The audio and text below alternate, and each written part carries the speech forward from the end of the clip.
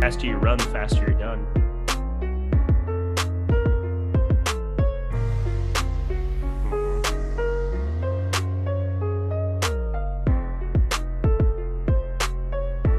What is going on, everybody? Do not adjust your streams. It is I, Eric Lindquist, on the MLB Deeper Dive. Happy to be with you, talking through this 9-game MLB slate. First, hit the like button, subscribe button, notification bell. Do all of that right now for both Adam and myself. You know why? Because Adam, he came to LA one time. He hung out with Jordan Klein and I, and all of a sudden, he wants to do shows with me again. That's incredible stuff. Adam, at Shit My Money DFS, how you doing, my dude? Thanks so much for the invite. Yeah, so to start, this was not by request. But no, it is nice to do a show together. We haven't done a show in a while, I don't think. That's all? Yeah. I just set it up so nice. You're just like, oh, that wasn't your request. I thought you specifically were like, you know, Eric keeps getting such unbelievable numbers on the Live Before Lock show, and I need to have some of that attention going my way. You know, I think what happened was our scheduler was upset because I started asking for Saturdays off, so he threw you on a show with me. Well, surprise, here I am. Let's get to it, shall we? We got some baseball to talk about.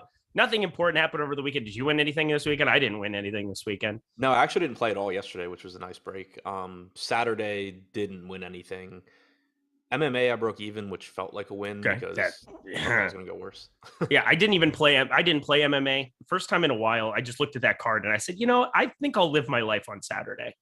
That's kind of what I did. But I'm glad you broke even, because I can tell you, Twitter did not look like many people broke even. Yeah, I was really surprised because, like, my highest owned fighter was Sarukian, who lost in the main event. So Normally that doesn't lead to breaking even. Chris Karen confirming why you're on this show, by the way. There it is. Well, stop taking Saturdays off, you lazy asshole. Let's get to it, shall we? Pittsburgh, Washington. First game right out of the gate. Shout out Chris Karen. Shout out Jordan Klein over there behind the virtual glass. Doing a great job per usual. Best producer in the game, named Jordan Klein. Let's talk baseball. We got Eric Fetty, and everything's Yuri. He's a reliever, and he's terrible, so he's not going to be talked about at all. Eric Fetty, tiny bit of interest. I don't know. Pitching is not so great. I think that's kind of a trend. I didn't see anything that you talked about earlier in the day, so I'm coming to this completely fresh. I got to imagine you'll get a couple shares in 150, but my God, even against Pittsburgh, I just don't like Eric Fetty that much. What's your interest level in him? Yeah, he's kind of just there. You know, it's a good matchup against the Pirates. He's an okay pitcher, like whatever. But this slate's kind of tough pitching wise because there's a few really good pitching options, but they're also all really popular. And you also have some extremely concentrated hitter chalk. So when you're thinking about how you're going to construct your rosters, there's just a lot of really, really good chalk today, and then like not really good pivots, you know. So you get guys like Eric Fetty where it's like, yeah, no, I don't particularly want to play Eric Fetty, but also I need to find some ways to be different within lineups. And he is only getting 6% ownership at 6,400 against the Pirates, so he'll show up in some lineups where I need to lower my ownership, and you know, as a result, can't get to guys like George Kirby or something like that. But clearly not on the same level in terms of projection as the pitchers who are actually going to pick up ownership today. Yeah, it's just such a kind of a weird slate, I think, in terms of pitching. Gausman's been horrendous of late. Jordan Montgomery, with his low K percentage, is the chalkiest of all chalk you could get to. George Kirby gets a great matchup, 7,100. I think that's maybe a guy that I might end up jamming. I'm not even sure what I want to do at pitcher because it's so bleak. Lucas Giolito's had problems. I don't know. There's no safety anywhere. So why not get some shares of Eric Fetty against this Pittsburgh offense? But I don't even think we need to talk about this Yuri fellow. We could just talk about the Pittsburgh bullpen and kind of what your interest level is in Washington bats. Looking at their implied total, decent enough. You know, it's gone up from 4.2. It's now around 5.2 I'm looking at right now on the Washington side. What do you plan to do in terms of bats in this game? Yeah, so I have another like dummy crunch for DraftKings going right now, but in the one that I did this morning, I did it after the strategy show. I was actually getting to a lot of Washington. That I was expecting to be pretty overweight on them. It looks like a pretty good spot against the Pirates. They do have an implied run total north of 5. They're pretty cheap throughout the lineup. Soto is the only guy over 5K on DraftKings. Bell is over 4K. Everybody else is cheap. So, you know, it's going to allow you to get good one-offs. It's going to allow you to get to whatever pitching you want. But also, I think that the way the slate is shaking out, because the Dodgers are mispriced on both DraftKings and FanDuel. you're just going to get so much ownership going to the Dodgers that anybody that isn't the Dodgers is a reasonable stack. So the Nats getting, with an implied run total north of 5 in a good matchup, they're, at least earlier in the day, were showing up in a lot of my lineups, and I have no issue with that. How about the Pittsburgh side? Because we definitely have, increased interest level in this team with the addition of O'Neal Cruz getting the leadoff spot again here. He's up to 3,800, but that's still going to be too low if, he's the massive prospect that a lot of people believe him to be. He can throw 97-mile-per-hour cannons to first base, but that doesn't really help you from a fantasy perspective. But Brian Hayes batting third now, Brian Reynolds, this Madras fellow has a ridiculous start to his big league career. What are you going to do with Pittsburgh on the other side against Fetty? Yeah, I think it's a pretty decent spot for them as well. I do like the lineup that they're running out there. The only thing that I would prefer is that Sawinski be hitting higher, but their prices have come up a little bit, like O'Neal Cruz up to 3,800, Brian Reynolds up to 4,500, but those guys are actually good. Brian Hayes is fine. Dan Vogelbach is super inexpensive. Sawinski, I just mentioned, still 2,900. The one thing with Fetty, he doesn't miss a lot of bats, but he has done a good job of limiting power this year. Only a 151 expected ISO to lefties, 133 to righties. So that's concerning, in addition to the fact that the Pirates offense is still not very good, even though I do think it's going to be better from this point forward than it was up to this point. But not pulling a ton of ownership either right now. We have them at about 6% aggregate ownership. Nobody individually on DraftKings projected for more than 9%. So they're another offense where, at the very least, from a value standpoint, they look pretty good. All right.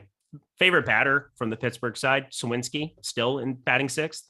Probably Cruz, just because he's leading off and still reasonably priced. If you needed to go cheap, I do think Vogelbach's a pretty good value. Just even though Fetty's done a good job of limiting power this year, I still like Vogelbach whenever the opposing pitcher isn't going to miss bats. Yeah, Dan Vogeldong. I don't mind that. That's funny. I see what you did there. Wordplay. Washington side. If you don't say Juan Soto, I'll probably kick you off this show. Yeah, I don't really see any way that it's not. Okay, good talk. Glad we had it. Oakland, New York, plus 245 going up against the Yankees here in Yankee Stadium. Fun, exciting stuff over the weekend. Yankees get no hit, then they're getting no hit through 6. Then they go complete God mode, Aaron Judge walk off. Those are always fun. My sister-in-law was at the game. Good times. Happy for her to be able to enjoy the Yankees. She was wearing a Yankees cap, so I'll probably never talk to her again, though. That was a good run. But Jordan Montgomery on the mound, and this is the guy that I am not comfortable with 31% ownership going his direction. Yes, Oakland, I get it. He's got the highest top 2 pitcher percentage on the board in the top pitchers tool. Not free today, but you can get all the information you want here at Stokastic just by checking out, MLB LL. We'll talk about that here in a second. I'll get to the promo for you, but over or under 31% Jordan Montgomery, what are you expecting to show up in your lineups, Adam? I was pretty well over that this morning. Again, I'm recrunching now. I'll have a better answer by the end of the show, but I really like this price tag. I'm a little concerned by the fact that he's only striking out 18.5% of hitters, also only striking out 16% of right-handed hitters, and we have a very right-handed heavy lineup for the A's. But one thing that I talked about this morning, and I've talked about with Montgomery a lot this year, is he has changed. He's changed his pitch mix. He's clearly pitching differently than he has in the past, but I still don't think that you see this big of a drop-off in strikeouts long-term. I think that it's reasonable to expect his strikeout percentage to be lower at the end of this year than it has been in previous years, but I think it's more likely he settles into that like 21, 22% range. He's still getting a lot of swings and misses. He's still getting chases on pitches out of the strike zone. I'd be more concerned about this strikeout rate if he wasn't getting all of that. He's throwing his sinker more, particularly to right-handed hitters. That is getting a lot of ground balls. It's preventing runs, but it's not great for DFS. But the fact that he is still getting swings and misses just makes me think that the 18% strikeout percentage doesn't hold. It probably does come up a little bit, and he's still going to be a good pitcher where he's doing a good job preventing runs. He's not walking a lot of guys. He's getting ground balls. The risk factor, I think, is that he is getting 31% ownership. And when you're going to allow opponents to put the ball in play, even if they are ground balls, you're just at increased risk of getting unlucky and not necessarily being able to make up for that because you're not striking a lot of guys out. But also on this slate, there's not really much that I feel comfortable with. And there's also not, of the guys that I like outside of Montgomery, there's nobody that's really not getting ownership either. Lucas Giolito is also getting 30%. George Kirby's getting 35%. Wainwright's getting 23%. So there's not really a guy that I look to and I'm like, oh, he's getting a fraction of Montgomery's ownership, and I like him similarly. Why does Jordan Montgomery have such better numbers at home than on the road? I have no idea. It's the dumbest thing ever. And it's his entire career numbers. And then you split it again by this year. And I don't know. My answer to that is typically, like, if it's not just random luck, like Aaron Nola has been like that. I do think there's something with some pitchers to probably just being able to get the mound exactly how you want it. You're used to the mound. You can get the grounds crew to do whatever, bolster whatever mound for you. So I think there are some guys where it's just a familiarity thing with the mound, because like that is one. I mean, obviously, like you talk about with hitters and pitchers, but outfield walls being different at every stadium, mounds are different too. So that's normally my first assumption when guys when guys pitch in a park that isn't conducive to pitching, but they're consistently better at home. I usually assume it's some sort of just mound familiarity thing. For some context for the people out there, home 3.46 ERA for his career in 239 innings pitched, with like a 287 OBP, 350 expected slugging. And then you go away, and all of a sudden he's garbage dog shit, even though he's pitching in one of the best ballparks for hitting at home every single time. I don't understand it, but whatever. He just is energized, Adam. He's energized. Can that be my Sean V take of the day? Yeah, there you go. Also, keep in mind, the majority of his road games are going to be in Fenway Park, the Rogers Center, and Camden Yards pre-wall. True. That's true. But yeah, Tampa Bay kind of evens it out a little bit. And he pitches in Yankee Stadium. Yeah, it's just weird. I just thought I would bring it up because I've seen that a couple times now, and I've never brought it up on a show, and thought it was fascinating. Wanted to get your take on it, but that's enough Jordan Montgomery for me. I'm probably going to come in a little under, is kind of the impression I'm getting early on from my lineups. I definitely like the over 4.5 fantasy score for Chad Pinder leading off here for Oakland today for prize picks purposes. That's just a low number on him in the leadoff spot. He's not good. He's terrible, but 4.5 is a really low number.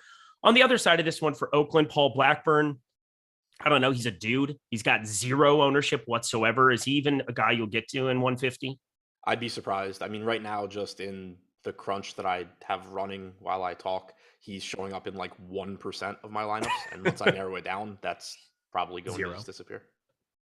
That's probably the right way to do it, because if you're not going to roster the Dodgers, you're going to get the Yankees sub 10% on a 9-game slate. I have to say, pretty appealing to me.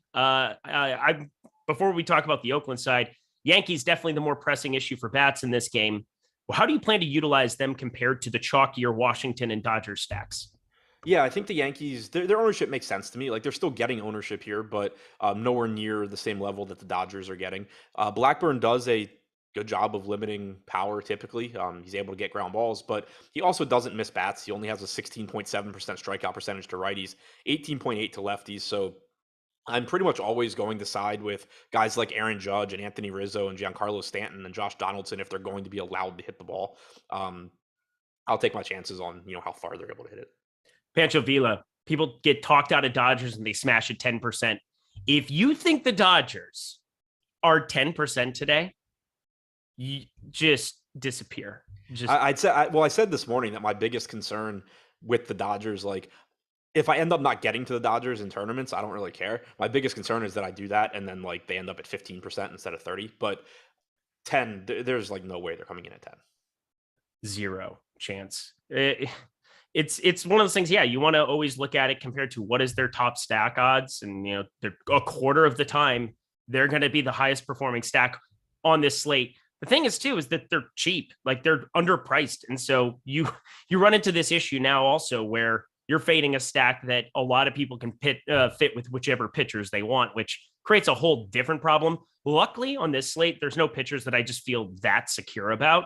I think you could probably get away from the top end of the board pretty easily if you really wanted to and try to get to some other stuff. But regardless, not going to be for me either. We'll get there. Of course, Oakland side, not really any crazy amount of interest. I mean, I'm lower on Jordan Montgomery, it sounds like, than you are, but I think that there's not really a ton of things to extract here from a stack potential here with the Oakland side. Any interest in any bat from that side? Not particularly.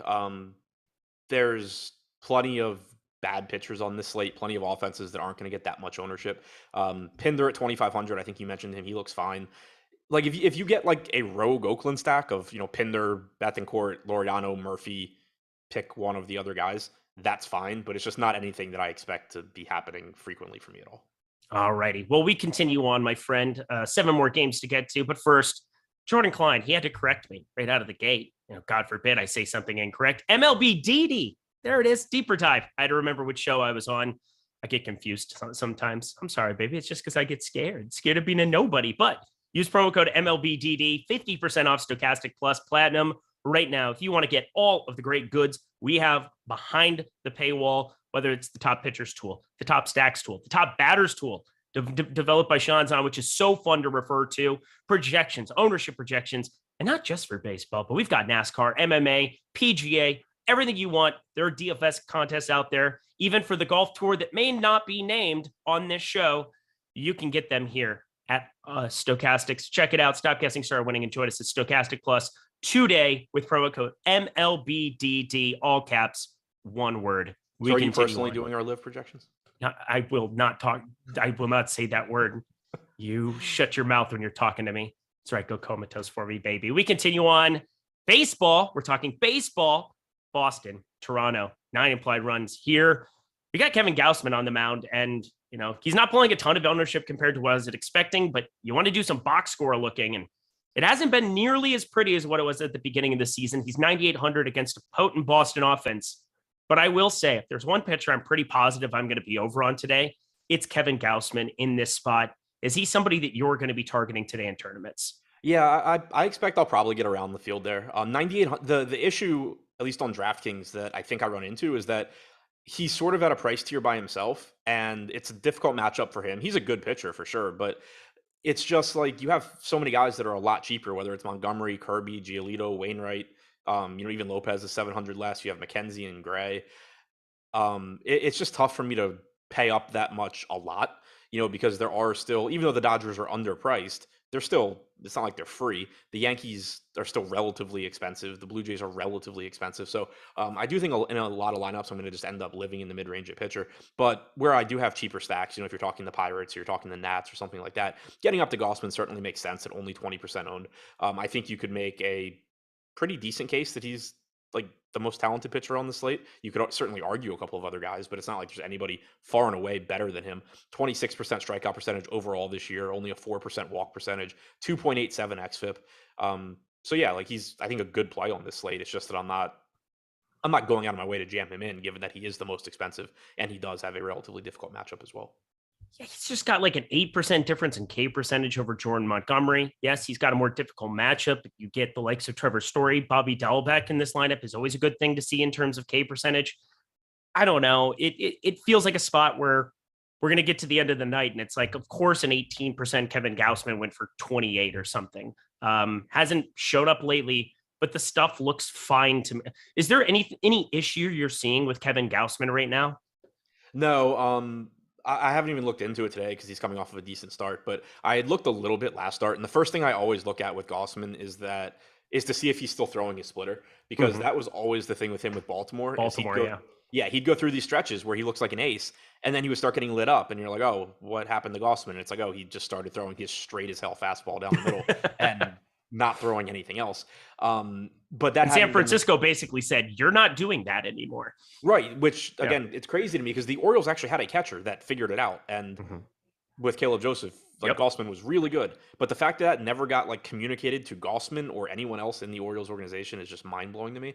And then the fact that Gausman couldn't put it together with 2 more teams after the Orioles, also mind blowing to me, but seems to have figured it out. He did only throw his splitter 27% last game, but actually had a decent start there. But overall, his splitter usage has been fine. His fastball velo is fine. It was actually at the highest mark of the season last time out at 96.6 miles an hour, almost 2 miles an hour above his season average. So stuff-wise, all of that, I don't really have any concerns here. I think that it's probably just a random stretch of tough games for Gausman prior to the last one. All right, good. Well, then further confirms I'm just going to be over the field on this guy today. Boston, whatever. I think you can find better spots to be going to. Anything to talk about bats wise with them? No, I mean, if you get to a little bit of Boston, obviously it's a good offense. It's fine, but I'm not going out of my way to target Kevin Gausman on a slate where we're having trouble finding pitchers that we like. Talk to me about the Sebold character, Conor Sebold making his debut. He had a 2.09 ERA and a 1 WHIP What are you expecting in terms of pitch count here for Conor Siebel? Because he is the flat 4K minimum on DK. I'm not expecting him to be overly limited. Like, I doubt he has a long leash in the sense where, like, if he gets in trouble, they're going to just let him stay out there and figure things out. But he did make 11 starts at AAA this year. He went 51 and 2/3 innings. So you're talking like 4 and 2/3 per start. That's a pretty reasonable thing. Last year, he went 54 and 11 starts at AAA, so same kind of thing. I'm not expecting him to be significantly limited or anything like that. I don't really know what to expect from him from an actual like talent standpoint, though, because he did strike out nearly 25% of hitters at AAA this year. That's pretty solid. Walked less than 7%. That's pretty solid. But 4.41 xFIP and the couple of projection systems on Fangraphs that do rest of season projections are really, really low on him in the major leagues. Mm-hmm. I have trouble buying into how low they are. Like, you're talking, 16.5 to 17% projected strikeout percentages going forward for a guy that just struck out 25% across AAA for 11 starts. It's hard for me to expect that kind of drop off, but certainly you're expecting a drop off from what he was doing at AAA to, what he's going to do now. And then on top of that, certainly a difficult landing spot for him going up against the Blue Jays. Yeah, 4K is 4K. I don't know. I just don't know if you need it today. Like, yeah, you probably don't. That's the right way of saying it, is that you don't really need to find a path to get there. You can fit in anything you want. But I will say, I mean, if you just take AAA and you translate it here, I mean, the matchup's horrendous for your first time in the bigs, but that's pretty serviceable compared to a lot of, I've rostered worse at 4K is probably the right way to say it. Yeah, I have too, but normally it's on slates where like you True. have this Coors Field game, but the Dodgers are all like 6,200. It's true. Oh, did anything happen? You're still there. I can hear you. Okay, that's great. You just quit talking mid-sentence. You just pulled an absolute Matt Savoca. Or no, not Matt Savoca. Yeah. Oh, you did finish the sentence? I'm an idiot. We're just getting our vibes back, baby. You missed me. Stop it. Toronto bats. They seem fun. It's a guy making his first start, and you get, I don't know, Vlad Guerrero Jr., Bo Bichette, George Springer, Teoscar Hernandez. Apparently, Kevin Biggio is going to be okay-ish going forward here. He was batting in the 9-hole and was like 14% owned on the last slate. I don't know if you saw that. It was the dumbest thing I've ever seen. But talk to me about the Toronto bats to round out this game. So one other thing to add here with Sebold, because I think it is a good point, but it probably doesn't matter. Benny Boom in chat said he just pitched Friday and threw 23 pitches in AAA. Doubt he goes more than 2 to 3 innings. That easily could have just been his bullpen day, and they threw him out there for an inning because he pitched on the 19th and then went out through an inning, and then on the 24th. So that easily, I mean, I don't know, but it seems more likely to me that was just a throw day for him, and they just gave him his inning and then said, like, they probably knew he was coming up to the Red Sox.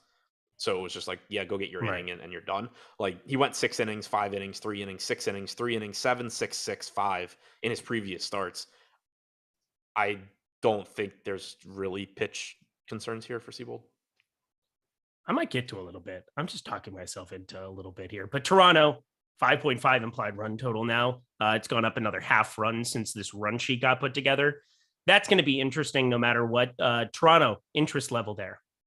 Definitely interested in Toronto. This is just another team where there's a lot of talent in the lineup and they're not named the Dodgers, which is going to make me want to get to them. Also, you get what is a pretty big question mark in Sebold, who, at best is going to probably be below average to average in the major leagues and certainly could be worse than that. So you're getting Toronto, even though, they're pulling 8.5% ownership on a 9-game slate, but that's just such a big drop off to what we're expecting from the Dodgers. You also have George Springer back in the lineup for Toronto. That makes it a little bit better. Kirk is hitting cleanup again, which it's always nice to get, a good catcher option in your stack. So I do like getting to the Blue Jays. Anything else from this game? Nope. Cool. More baseball. Here we go. Minnesota -130 at Cleveland. 8.5 total runs in this one. People are saying that you're now going to work Saturdays from now on because of one mistake. One look. I'll show you one look. A Zoolander 2 for you. Whatever. You're not enthusiastic. Tristan Mckenzie. Oh, I was playing around in Fantasy Cruncher. I wasn't even listening. All right, now we're back in a group. That's what I'm used to from you. I need to be ignored a little bit to feel loved. Sonny Gray, Tristan Mckenzie. One's been really, really good. Sonny Gray. Tristan Mckenzie is giving up some hard contact. Has had some decent results, and then the strikeouts just kind of disappeared this season. So that's less enthusiastic from a DFS perspective. At their current ownerships, looking at Sonny Gray, looking at Tristan Mckenzie, if you had to roster one, who would you rather get to? I actually think they're really similar.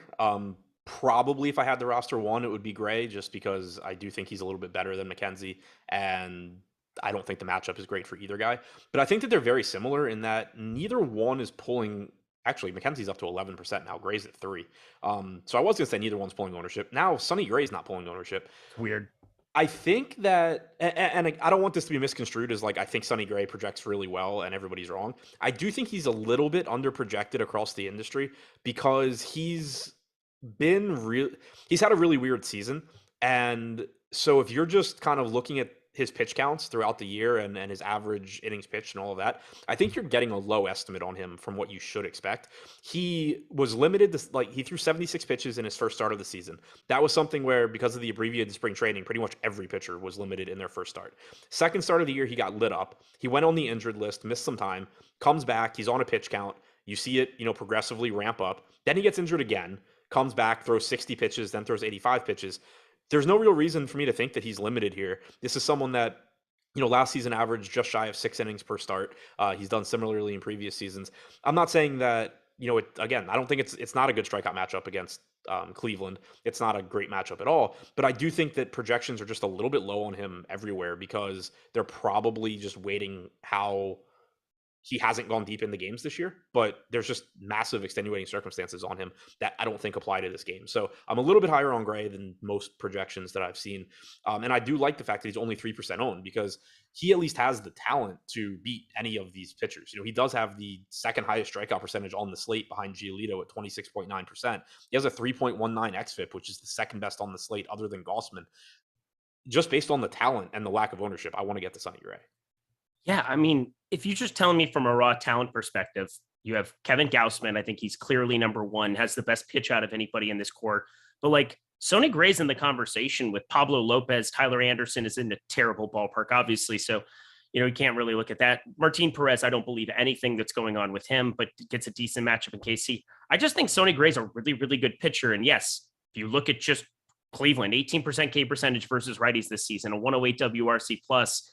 It's not a good matchup in any way, shape, or form, but he's got enough talent that you give me him at 3%. It's a joke how much over the field I think I'm going to get today.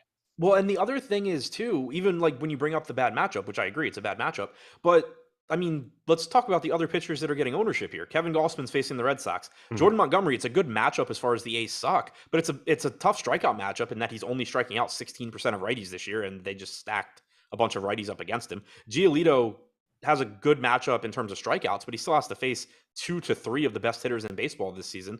George Kirby's got a tough 1-6 against Baltimore. Granted, he is wildly underpriced. Adam Wainwright doesn't have anywhere close to the same strikeout stuff that Sonny Gray does. So, Pablo Lopez is facing the Cardinals, which is a brutal matchup. Mackenzie's got a tough matchup. There are certainly guys that I think are more underpriced than Gray, including Montgomery and Kirby, but there's nobody that you look at and you're like, oh yeah, they're a really good pitcher and they have a really easy matchup. There's no red flags for me. Like, that doesn't exist on the slate. Yeah. Give me all the Sonny Gray. Let's just ride with it. We continue on. Got to talk Tristan Mckenzie at least. I mean, he's garnering a little bit more attention. Again, that's just surprising to me. Minnesota, not exactly a cream puff matchup themselves. They've gotten improvement in terms of what they've gotten from some of these AAA guys. There is Kirilloff in the lineup again today, and I do expect massive things from him in his his second stint this season in AAA, coming up from AAA St. Paul. The guy was just absurd there, and I can't emphasize it enough how much I'm going to play him over the field every single slate at 3,100. I'm going to do it again here, but Tristan Mckenzie still has to garner a little bit of attention. How are you feeling about him right around 10% on this slate? So I had started to say that I thought he was going a bit under owned. Now I think the ownership just makes a little bit more sense. He has cut back his strikeout stuff a bit. When he came up as a prospect, he had really, really good stuff and just absolutely could not throw strikes. Now he doesn't walk guys, but it did affect his strikeouts as well. But he's still striking out about 22.8% of hitters this year, 22.4%, which on this slate, just puts him in the middle of the pack. The Twins do have some strikeouts in their lineup, but the issue is that he just doesn't miss as many bats as he used to. And he's facing this Twins team that also has a lot of power. Overall this year, Mackenzie's allowed 1.7 home runs per nine, 4.45 xFIP. The expected ISO numbers for him back it up: 273 to righties, 241 to lefties. The Twins aren't getting much ownership here either. So as far as Mackenzie goes, I think that the ownership coming into him makes sense now. I thought it was a little bit too low this morning. It's come up. I'm fine with him pulling 10% ownership, give or take. But I do think the Twins are going a bit overlooked here as well. They have a lot of power in this lineup. And then also, the top of the order with Arias, Buxton, Correa, Kepler is expensive. But you do get some salary relief towards the bottom. Kirilloff, I agree with you, is a really good play at his price. Urshela is relatively inexpensive. You can throw in Gordon or Jeffers just to discount the whole stack, a little bit as well. So I like getting to the Twins here. I think there is a massive ceiling going up against Mackenzie. Dude, Nick Gordon has a 10.9% barrel percentage this season. Is that high or low? That's high. Okay. But the problem is Nick Gordon is built like Gordon, and it doesn't matter. Even the 8-hole guy, I think wait, what? What? Would you say he's built like what? E. Gordon. Oh, yeah, I know he is, but it's so shocking to look at some of the numbers because I assumed he just couldn't hit the ball hard. He's got a 48.7% hard hit percentage and a 528 expected slugging. It goes up slightly against righties. Yeah, I mean, he can steal bases too. I played him in cash the other day. It didn't work out, but yeah, he's been good. I don't really know this Twins. I'm talking myself into being just an irrational Homer Twins fan coming in here again. I like the Twins here. They're just so much fun. All right, so we're gonna stack them up. What are we gonna do with Cleveland against Sonny Gray? Nothing. Yeah, that's a more difficult one to get to, I think. They're not pulling any ownership, so if you're playing 150 lineups and you get to a little bit, obviously that's fine. But it's a lot more difficult for me to articulate a case for Cleveland than it is Minnesota. Minnesota, it's they're facing a decent pitcher, but he gives up power. They have a lot of power. For Cleveland, they don't strike out, which is why I don't like Sonny Gray more than I do. But that also doesn't mean they're likely to have a good game against him. Jose Ramirez is always a good option. But there's just not much that stands out here. Kirilloff not interested in playing in the majors. Andrew, you might be a nice human being, but you're going to take a timeout because I will not take that slander of Alex Kirilloff. He just really loves whoever's girlfriend in whatever AAA city, Rochester, whatever it is. St. Paul. It's across. It is 15 minutes away. It's across. It is the Twin Cities. They are together, but whatever. Kirilloff, just prepare yourself. When I'm getting irrational, but he's going to be one of the best hitters in baseball in the next 2 years. He won't be a top 4 hitter on the Orioles, or wouldn't be a top 4 hitter on the Orioles. You're so dumb. You're such an idiot. All right, oddshopper.com. That's where you cannot be an idiot. You can place really good bets and actually enjoy your life, like somebody who's not doing a show with Adam today. Go to oddshopper.com, log on, sign up using your email address. It is so simple. It is so easy to be able to lock up positive EV bets with the information from Alex Baker. Yes, Alex Baker, Stokastic. It is still Awesemo. He is still our leader, our Lord and Savior here in the streets, helping with projections, helping with everything you guys need to make good decisions day in, day out in the betting streets. We got Sean's on. Dude's doing round robins for 100+ K, just ridiculous hits constantly with strikeout props. He's helping develop all these tools over here in the top batters tool as well as on Odd Shopper. Utilize all this information. I'm telling you, it is so easy to be able to just click and immediately see, looking at the top of the board, these are some plays I should get to. Jared Walsh to hit a home run, plus 480. That seems like a high number up against Lucas Giolito. Fire it up. Your boy, Jack Sawinski, plus 560. Dude's showing outrageous power, triple dong potential. Why not? 20% expected win percentage. It's not something you're able to utilize for prize fix purposes, but if you have sports betting, you can do the BetMGM promo that we have available on the main screen. Head over to Stokastic, sign up using all of the links that we have set up there so you can get free money, $10 to get $200 of free bets, ridiculous stuff like that. You can put it to work in the MLB streets for you today. Jack Sawinski telling you right there, plus 560.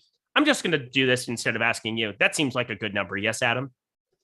Yeah, actually, it's perfect that you're doing that because I just finished my crunch and I'll actually have something interesting to say in a minute. Thank God. It's been boring until then. But either way, check it out. Oddshopper.com immediately. Find some of the best plays here on the board and win some money alongside us. Thank you so much to them for all the guys doing amazing work on the tools and content over at oddshopper.com. All right, 5 games to go to. Adam said he's going to be more interesting now. So here we go. Let's test that theory. Miami plus 115 at St. Louis, 7.5 total runs in this one. Adam Wainwright, Pablo Lopez, 2 decent enough pitchers. Adam Wainwright defying age, not like Tom Brady because he's not winning anything, but he's just a dude pitching decently. Pablo Lopez, I will say just down slightly from your days of yore. But how are you feeling about both pitchers in this spot? I think that they're both fine. So like Lopez is the more talented of the two. I feel pretty comfortable saying that. He also has the worst matchup going up against the team with the second best WRC plus on their active roster that has a 19% strikeout percentage. Lopez does have the 4th best strikeout percentage on the slate at 25%. I still think it's going to be difficult to get to him in the crunch that I just finished. I still only got to like 3%. For what it's worth, I also still only got to 5% Sonny Gray. So not super thrilled with that. And definitely not super thrilled that I'm getting to Eric Fetty and Chris Bubich, but that's a different point. But Bubich. Lopez is in that same category with Sonny Gray, where he's good. The matchup sucks. The strikeouts suck. There's a good chance that I end up just not really going to that price range. But if you want to use him in a lineup just to offset some ownership while still keeping a high ceiling, I think that makes sense. Wainwright's sort of the opposite, where he projects is pretty easy to get to. I'm getting to more of him than Lopez just because he is 7,600. That's a pretty useful price range tonight. It's going to let you do whatever you want with your hitters. You also do get a little bit of a watered down Miami lineup. Brian Anderson is back, but no Jazz Chisholm, no Jesus Aguilar. So sets up a little bit better than it could have for Wainwright as well. Yeah, that was so weird to me. And you get Anderson in the 7 hole. Like, what are we doing here? Yeah, weird. It's kind of a strange iteration of it, that's for sure. Changes a lot of the numbers that you're looking at. They have a 111 WRC plus, and a lot of that has to do with Chisholm against good old right-handed pitching. So there you go. Going to come down quite a bit for me there, not having him in the leadoff spot. I think Wainwright's going to be a guy. I get why the ownership is where it is on him. I'm not going to do anything with it. I'll get to a little bit for sure, but no way that he's going to be a stronger stand for me here on this slate. But talking bats, I mean, normally St. Louis, you get to June, end of June here. You live there, you know, it can get hot and muggy. It's like 80 degrees, winds blowing in slightly from left, not anything irrational. I guarantee if it's 80, it feels like 100. Okay, well, there's that. Mr. I live in a high rise in Baltimore now, but Miami. Just as miserable. Talk to me about Miami bats. Anything you want to get to against Wainwright? Nothing that really stands out. I would have liked Jazz Chisholm quite a bit, but obviously that's not an option. You are getting a very right-handed heavy lineup from Miami. Wainwright does have a higher strikeout percentage against righties, as you would expect, at 21%. 175 expected ISO, not like he's been lights out there. John Birdie steals every chance he gets. He's also 5K. Cooper, Soler, Garcia is pretty inexpensive, but Miami just not really standing out to me. All right. Well, St. Louis stands out to me a little bit, even against Pablo Lopez. They're just 1%. Like, that's the nicest thing I can say. You get Nolan Gorman. They're just expensive. They're not a team that you're going to prioritize in any way, shape, or form. But like, even in like a 20 max situation, might get a share, might have something like that show up from here or there. They have the second worst top stack percentage, which is kind of surprising to me just because it is St. Louis. And I do like a lot of the hitters from this team. Paul Goldschmidt, Nolan Arenado, even against righties, whatever. Is this a team you'll still get to in 150? So I'm not getting to them right now. I wouldn't be upset if I did, just because it's another team where you can kind of just take the talent and hope for the best. Sort of like, I think they're comparable to Boston, where they're not getting ownership. And if you tell me that I'm getting the Red Sox at no ownership, I'm never going to be upset. Same goes for the Cardinals. But that being said, I'm not really getting there right now. Yeah, because Pablo Lopez is pretty good at real life pitching. Failed to hit over 6 strikeouts on his last 5. I'm just saying he's starting to allow a little bit of contact here and there, my friend. Getting out of Miami and pitching in St. Louis in the summer is not ideal either. Not ideal whatsoever, unless they start opening the roof more in Miami, which was really trippy. I didn't even know how to assess that the other day. It was weird. I didn't even know what happened. That's why I love you. Going to Texas, Kansas City. Next up on the slate, -140, Kansas City, 8.5. You had nothing else from that game, right? Right. Cool. Good talk. We've got Martine Perez, who, what is going on? Why is he even like functional at pitching? Like, he's functional at pitching now. Yeah, I mean, he's still not getting a lot of strikeouts, but he's still striking out 20.1% of hitters, which is good for him. 3.63 xFIP, not a bad matchup here against Kansas City either, where you I mean, Carlos Santana was traded to the Mariners. They called up one of their top hitting prospects, but he's not in the lineup for whatever reason. So, I mean, it's still not a spot where like I'm really looking to get to Martine Perez at this salary, but he did stand out. Like when I did my tournament plays videos earlier, he just sort of stood out as somebody that was going under-owned, where he's going to be difficult to get to with a high frequency because he's just not going to succeed at that price tag all that often. But he's good enough at 1 to 2% ownership that, if he's the guy that you point to and say, I need a low owned pitcher here, he's not bad. It's a pretty good spot, but it's just really hard to make the case for Martine Perez at this price tag in general. So Chris Bubich, I've rostered this Bubich a little bit more above expectation, I would say. It hasn't been fun. It has been a tough road for this kid. He's terrible. He's horrendous, but you can just blindly play anybody against Texas at 6K who's stretched out. 7.40 on ERA, 1.79 whip. You said you were going to roster him too, so I don't feel so bad saying it. Why is Chris Bubich even on the board for you today? I don't know. This guy shows up in my lineups like every slate. Like every slate, I'm like, I've been playing him a good amount, but I don't think I'll get there today. And then he still shows up in my lineups. He's in 22% of the dummy crunch I just made. What? I think so. I will say, and this is why when people just talk about their exposures, you should not really pay attention because everything's dependent on other things. The crunch I just made, I have a ton of Dodgers, which I didn't expect. But really what typically is going to happen is either you're going to get the Dodgers and you're going to do some weird shit with pitching, or you're going to avoid the Dodgers and then you can just play the best pitchers. If across my 150 lineups, if I do end up getting to a lot of the Dodgers when lot comes around, I expect to have a good amount of guys like Bubich and Fetty, and taking some shots at Noah Syndergaard, just because that's one way to start being different while also being able to afford the Dodgers. If I end up getting less Dodgers, which is what I was expecting this morning and what I still kind of expect by the time lot comes around, then I'm going to have much less need to get to a Bubich or a Fetty. So that's just kind of something to keep in mind if you're ever watching a show and people are just referencing their exposures, is that nothing works in a vacuum. I'm not fading the Dodgers and jamming in Chris Bubich because I don't hate money that much. I don't think he's a particularly good play. I think that at his salary, if you are going to the Dodgers, he's one way that you can make some good lineups. That's such a good point. I mean, I think that we say personal exposures because it makes people feel more confident or they have a ballpark idea of where we're landing on a guy. But as you said, yeah, Chris Bubich, if you're going to play Dodgers, you better play a 1% or a 2% pitcher in some of those lineups, because if you start playing George Kirby and Jordan Montgomery alongside a five-man Dodger stack, best of luck to you in life, because it's not going to be fun. Right. Yeah. And just out of curiosity, I just clicked on my Chris Bubich lineups to see like what the hitter exposures are in those lineups. And it's just straight Dodgers down the board. Dodgers with like maybe Ohtani and Trout or something. Right. Like, whereas if I click on George Kirby, it's still Dodgers being the highest owned guys, but it's at much, much lower percentages than in those Bubich lineups. So, yeah, it's really like, sometimes I'll say, I'm playing a lot of somebody because like I think he's a really good play by himself.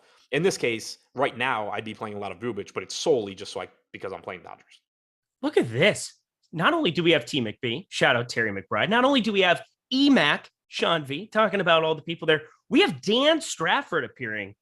Good Lord, back to the FanVice days, throwing it back. Just want to say hi, Dan. That's all I want to say. Anything you want to say to Dan? I mean, there's a lot of things I want to say to Dan, but that's what I was getting at. What's up, pal? Good to see you. Shout out one of the OGs hanging out there in the chat. Appreciate it. And also EMAC, wear that shirt and wear it proudly. Actually, do the opposite. We're talking about Texas. There's positive leverage to be had. 6.9% ownership share, top stack percentage. It's pretty high up the board for this slate. Third for DraftKings purposes.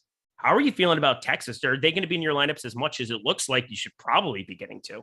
So they were a team that I thought I liked, but right now I'm not really getting to them. Okay. But again, that's not to say you shouldn't, or anybody watching this show shouldn't, because it is a good spot. Bubich is not good. The Rangers do have plenty of power in this lineup. And it's not even like Bubich has been good against lefties and not been able to get out righties. He's allowing a 206 expected ISO to righties, 288 to lefties in a limited sample against the lefties. But, you're talking about Corey Seager and Cole Calhoun and Nate Lowe being left-handed bats in this lineup. They all have power. Mitch Garver is very inexpensive. He's one of the better catching options today, especially if you can't get to Will Smith for whatever reason. Semien, Garcia, Jonah Heim, these guys are all good. So I do like the Rangers, even though right now I'm not getting that much of them. Like Okay. if my Dodgers exposure starts getting cut back, I expect my Rangers exposure to very quickly start to increase. Gotcha. Kansas City, no ownership going their direction. Martine Perez is inexplicably good at pitching now, like just real life pitching. Are you getting to any Kansas City bats? I have a really difficult time getting to KC. It's just no Sal Perez still. That's right. Yeah, problematic. there's for no me. Perez. I mean, you have Olivares who's cheap and batting cleanup, but I don't think you really need to get there. Perez does a good job limiting power. Whit Merrifield and Bobby Witt are pretty much always solid options, but less solid today than normal, I guess. Awesome. Dusty, who adds? There you go. Dusty, who adds? I'm just making sure that nobody was putting anything out there into the ether for me to screw up and say incorrectly. But anyway, $3 super chat. I appreciate you. You don't understand the trauma that I have in reading names on the good old YouTube. But either way, do you guys use the likes feature on FC? ? Thanks. Adam, do you use that lovely thumbs up button ever? I do not. Yeah, I have when I'm on shows and I'm quickly trying to just get to a guy in NBA where it's like click, click, click and get them going. And you know, it's just something where I can't really do much about it when I'm on a show and go through my normal process. So I do use it for NBA. I do not use it for MLB. So let that inform you. What? No, I was just saying, like, I guess to expand on my answer a little bit, I'm with you. Like, if I'm really in a time crunch, I'll use it for NBA. Also, I have built in basically the same thing into my like Excel sheets. So for NBA, like if I just need somebody bumped up quickly, I can just do it in there and then throw the projections in. But for MLB, the thing is, like, I'm not typically going to be in that time crunch, and I'm not typically just like, I'm not looking at people and saying like, oh, well, even though my process doesn't get to them and projections don't like them enough for me to get to them, I'm going to thumbs them up because I really like them. I typically need a pretty good reason for doing that. For example, Sonny Gray, I did manually bump a little bit in my stuff, not specifically in Fantasy Cruncher, but same kind of thing, just because I disagree. I think people are just under projecting his pitch count by a little bit today. But in general, like, stuff like that doesn't happen. Like, if I don't get to something, I'm not going to just override everything that I do. Love it. That's a great $3 answer. Shout out. Appreciate you again, Mr. Dusty Who Adds. We appreciate you.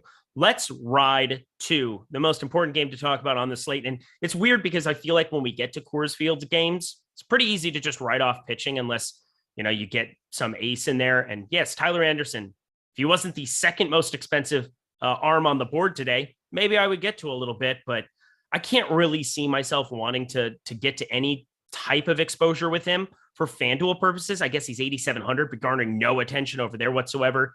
It's Tyler Anderson who's falling into any of your lineups because I know Chad Kuhl is not. Yeah, Chad Kuhl's definitely not. If for some reason I had to roster somebody from Coors, it's obviously going to be Tyler Anderson. That being said, not in a single lineup that I just crunched. I have no issue with that. You're not getting any sort of Coors Field discount. That's always the thing. Like, I start to be tempted if you tell me I can roster like $7,500 Tyler Anderson at no ownership, then maybe I'll take some shots there. You know, it would be like a nice pivot off of Wainwright or something. But if I'm going to pay the full price for Tyler Anderson, that becomes a really difficult sell. Like, why am I paying, even just, you know, like in theory, why am I paying more money to get Tyler Anderson at 1% owned when I can just get Sonny Gray at 3% owned if I need to get a low owned pitcher? Exactly. And it's not like, for me, it comes down to what's your strikeout potential perhaps in a Colorado spot. He's right around short of 23%. I don't feel like I'm missing out with the second most expensive pitcher on the board the way I might if it was Aaron Nola in Coors, if it was Shane McClanahan in Coors, if it was somebody that I just was like, yes, yeah, there's an opportunity sub 5%, sub 10% to get to tons of them. We've had a number of those kind of slates. That's not going to be Tyler Anderson for me. And Chad Kuhl, let's just talk about how bad he is as we jump over to the Dodgers stack. 17.5% K percentage, 10% walk rate, 41.7% hard hit percentage, giving up high, far, and hard contact. Oh boy, Dodgers, they're outrageously popular. You only have 3 guys over 5K from the lineup on DraftKings today. They're super cheap on FanDuel. You're getting 36, 32, 30% for the 1, 2, 3, 4 hitters in this lineup here at the top for the Dodgers.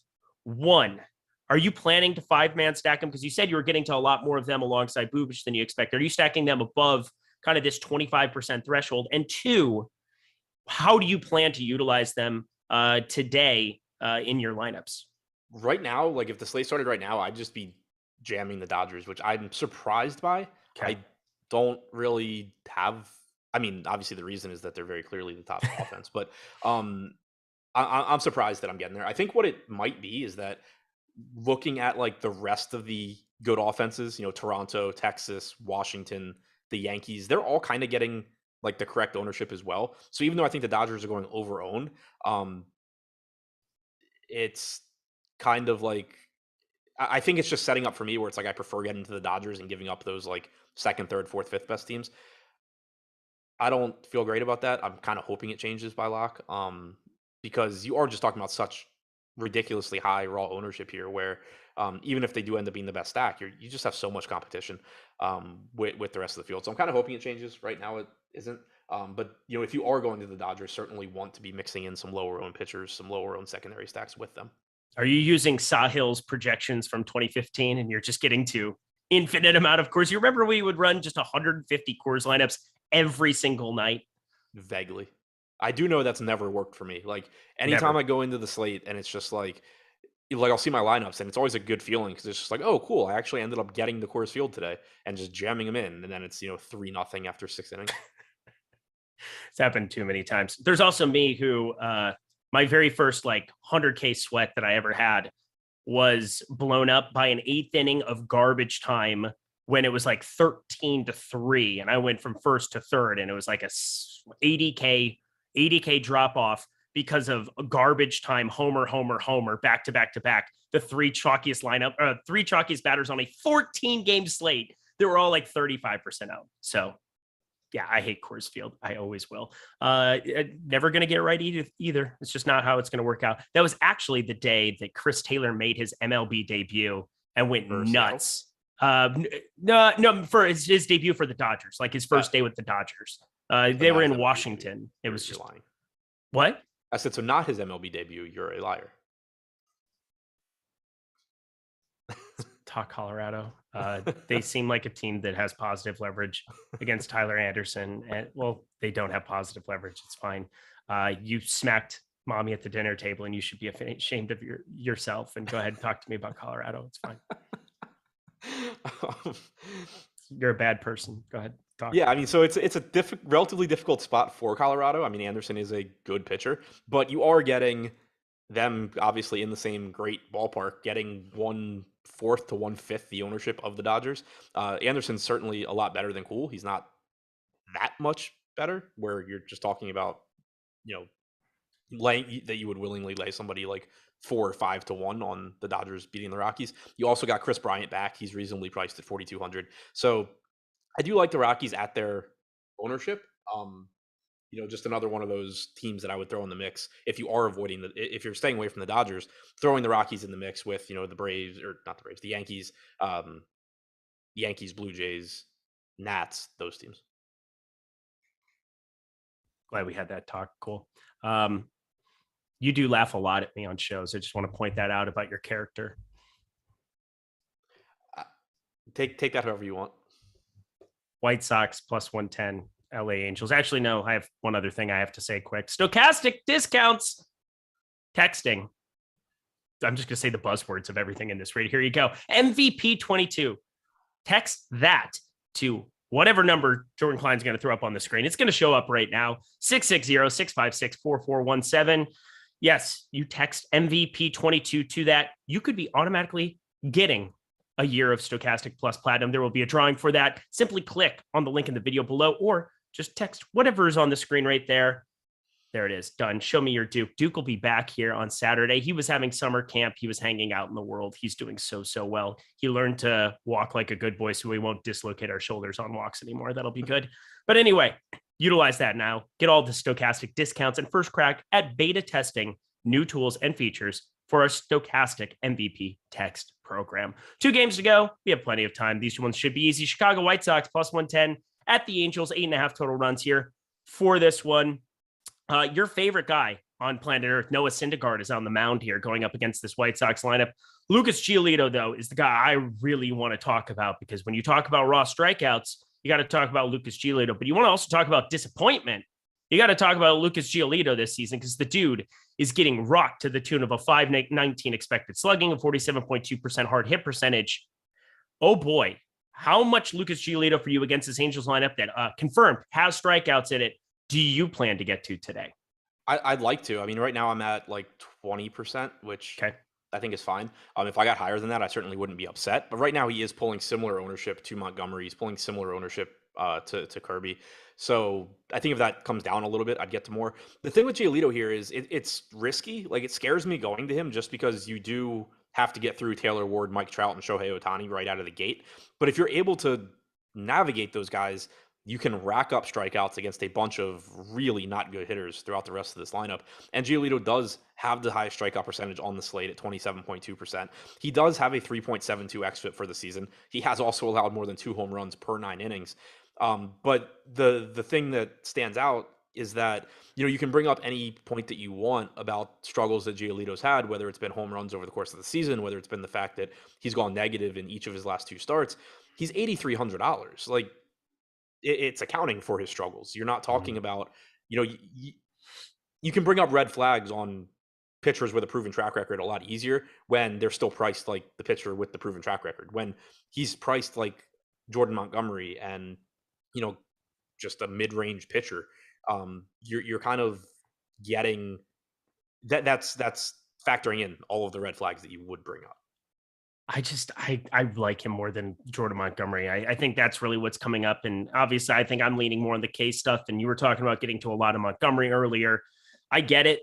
Matchup's much better in terms of Oakland in Yankee Stadium, whatever. But the Angels, yeah, they have some crazy good bats at the top of this lineup. They also have strikeouts, swings, and misses. That has to be accounted for in terms of his floor a little bit. I feel pretty confident he'll be my highest owned pitcher today, but we shall see how it comes out in the wash for me. On the other side, your boy. For what it's worth, I would like that to happen. Like, okay. I mean, I'm not willing to like manually bump the Giolito projection to get there.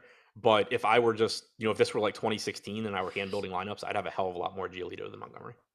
Noah Syndergaard, people can run wild, run free, young men. And the White Sox might have enough guys that can do such things. Tim Anderson back, you get, I don't know, everybody that's going to try to run against him. But Syndergaard, any interest? He's in like 10% of my lineups right now. It's just a matter of he's relatively low owned. He's cheap. But, also getting to less of him than I am Bubich or Fetty, because I do think that there's more strikeout upside with those guys. Fetty's at 18.5% this season. Bubich is at 19.5. Syndergaard, 16.3 is only ahead of Tyler Wells out of the starting pitchers on this slate. And the White Sox are not a bad offense. They are kind of slow outside of a few guys. So that, helps a little bit.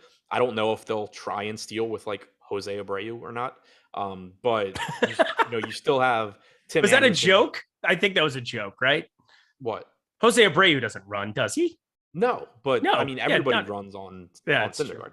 But like normally, Daniel Vogelbach, I would pay so much money to watch Vogelbach try to run on Syndergaard.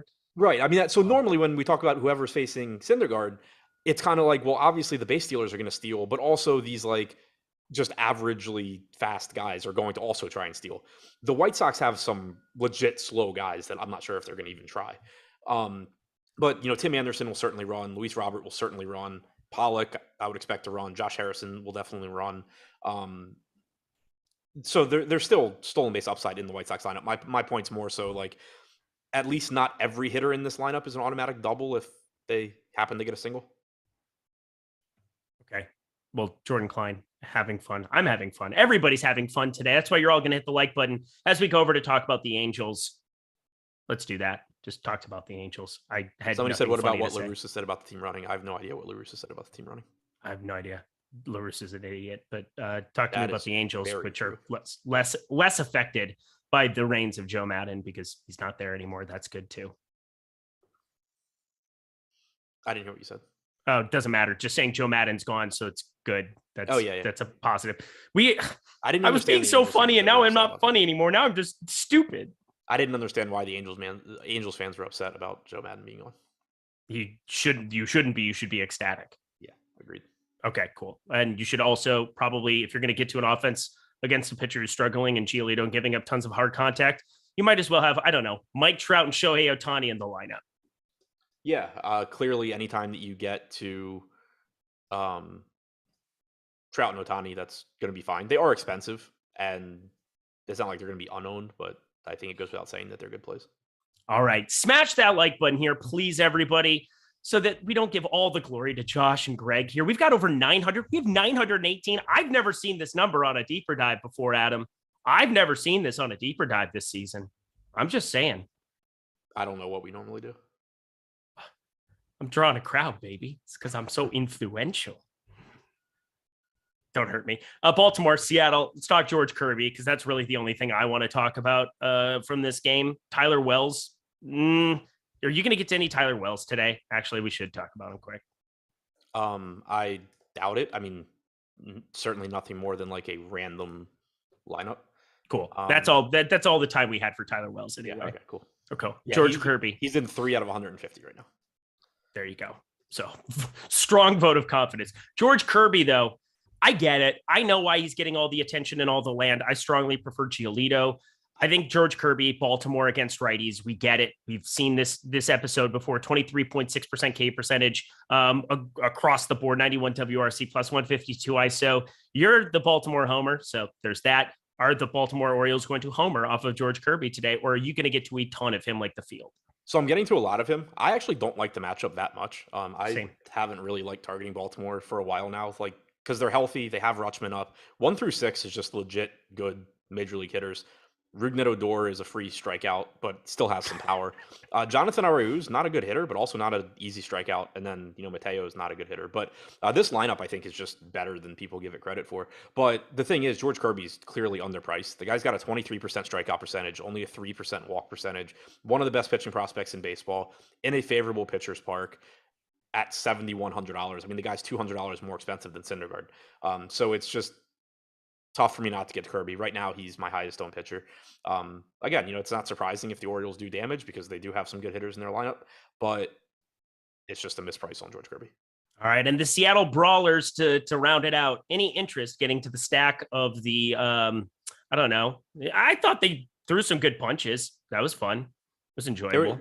Did you see the pizza story and the autograph story that came out of that too? I did. That was fantastic. Yeah, The Jesse Winker got the pizza, the autograph to the little girl. There were some good things, but you know what else? Just like Josh Engleman, just who cares? Who cares? Yeah. No, that was pretty interesting. But the big thing today is that the suspensions haven't come down yet. So the Mariners have their normal starting lineup with JP Crawford, Rodriguez, Winker, all in there, all guys that potentially get suspended. Well, Winker certainly getting suspended, Crawford probably getting suspended, Rodriguez kind of doubt it, but who knows. But they're all in the lineup today. I do have some interest here. Tyler Wells is clearly one of the worst pitchers on the slate. The thing is that this park just isn't very good for hitting, and you don't exactly have cheap prices either when Rodriguez is 5,700, Suarez is 5,200, Crawford's 4,500. I do like the price on Jesse Winker individually. So right now I am over the field on Seattle. It's not by a crazy amount or anything like that. My highest owned Seattle bat is Winker at like 11%. Okay. So that's a pretty decent investment. Yeah, I mean, I like the spot. I like the matchup. I don't love the prices. All right. Well, guys, that does it for you. That is the deeper dive. Hit that like button as we transfer it over. To round it out, Adam, favorite contrarian pitcher that isn't like your crazy chalk up top. Actually, just your favorite pitcher overall, and then your favorite stack not named the Dodgers. Favorite pitcher overall is Kirby. I guess based on what I'm looking at right now in these lineups, I have to say my favorite contrarian pitcher is either Bubich or Fetty, which sucks. Favorite non-Dodger stack is Minnesota. All right, that's mine too. Oh, good to have him aboard. Twinkies, let's go. Thank you so much to Jordan Klein, doing great work there behind the virtual glass. Hit the like button as the boys get in. Josh and Greg coming to you guys next on Live Before Lock. He's Adam. He made me laugh a lot. I'm Eric. He's never doing this again. We'll see you guys later.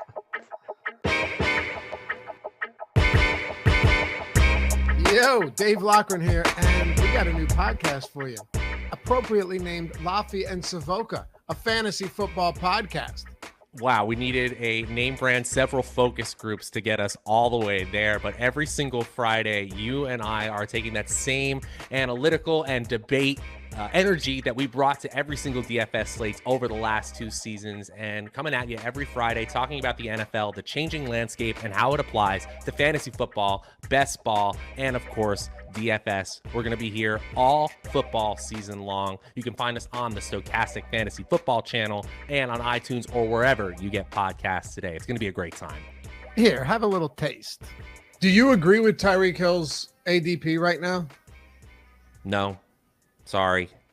I get why people in best ball drafts looking for the pure upside play are going for it. But if you're talking about your one home league, the one that you want that trophy behind you all season long with the bragging rights and everything that comes with it, miss me with his ADP. I haven't seen enough from Tua Tagovailoa. It's that simple. You know, one of the craziest things, and this is something I was looking at months ago, so I'm trying to pull it up again now just so I can get the numbers accurate here. We know that Tua Tagovailoa and really even the coaching, the play calling was designed not to throw the ball downfield, which was kind of crazy. But when you look last year at Tua, he had one of the lowest deep ball percentages. So 20 plus yards, throwing the ball 20 plus yards downfield. He threw it 20 plus yards downfield at one of the lowest clips in the league last year. But what's crazy is that he had one of the highest adjusted completion percentages on those throws. So my question is,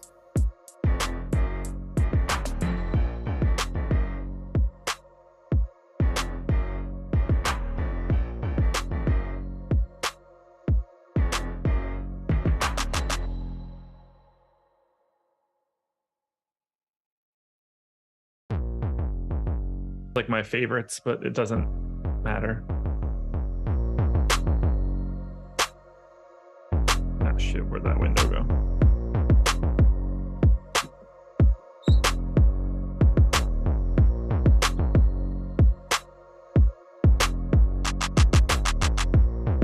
And we are live. Welcome to MLB Live Before Lock. It is Monday, June 27th. I am Josh Engleman. I am joined by Greg Ehrenberg. We are brought to you by Odds Shopper. 9-game slate ahead of us, including the Ultra Chalk LA Dodgers tonight. We will get into that for sure. But before we do anything, hit that like button. I got to make up for the guys before me. Let's see. Where do we got them? I want to see where we're at right now. I don't have it pulled up. Not enough. 187 likes. No. 866 people in here right now. That'll get up to about 1,000 when we rebound from the switch. We should be over 200 right now. Go ahead and hit that thumbs up if you haven't done that already. Appreciate you guys saving that like for us to get here. Greg, how are you? I'm good. I'm wearing one of my favorite t-shirts. Dan Strafford's in chat. He already pointed out that, wow, that's a shirt. Indeed, it is actually a shirt. Yeah, it's Lilo and Stitch. It's very comfortable. I've worn it, I think, on a couple other shows. I'm not mistaken, either 2 or 3 shows I've worn this on, and it always confuses and bemuses the audience. So I'm prepared for all the comments. Well, I assume that Strafford means my shirt, but whatever. We can go either direction. I don't know why you assume it's you with my completely plain blue Adidas shirt from the gym. I would imagine everybody is just like, what a snazzy shirt that is. I don't actually think that's the case. Well, we're wearing blue. It is a Dodgers we did get today. And I have a feeling both of us are going to have very similar Dodgers takes.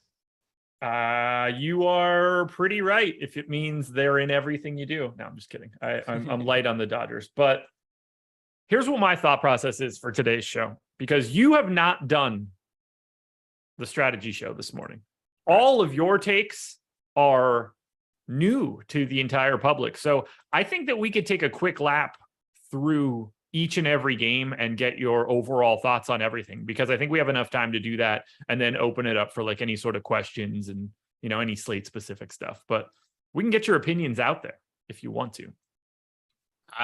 You're the host. You're captaining the ship. Whatever it is that you choose to do, I'll go along in my Lilo and Stitch shirt.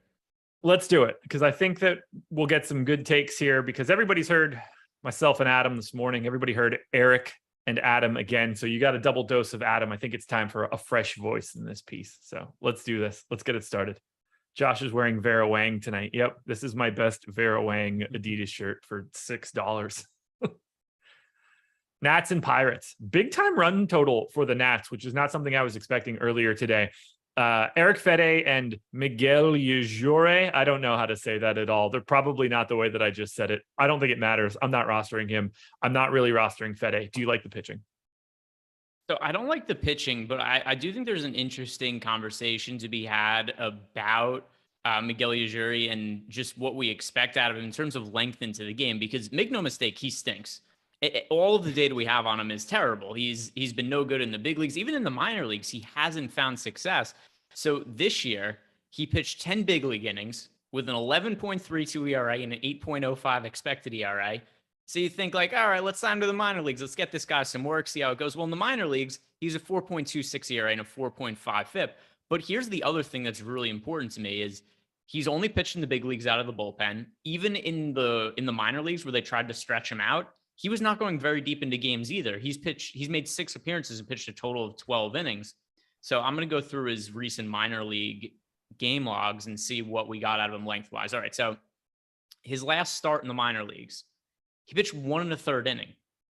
I don't think this guy is stretched out. I think he's just going to be an opener today. I think he sucks, but I think a lot of people are projecting the Nationals as if this is a team that's just facing this terrible starter for the majority of the game, when in fact, it's probably a bullpen game, and bullpen games are usually not as favorable to offenses as just bad starting pitchers. So I gave him 3 innings.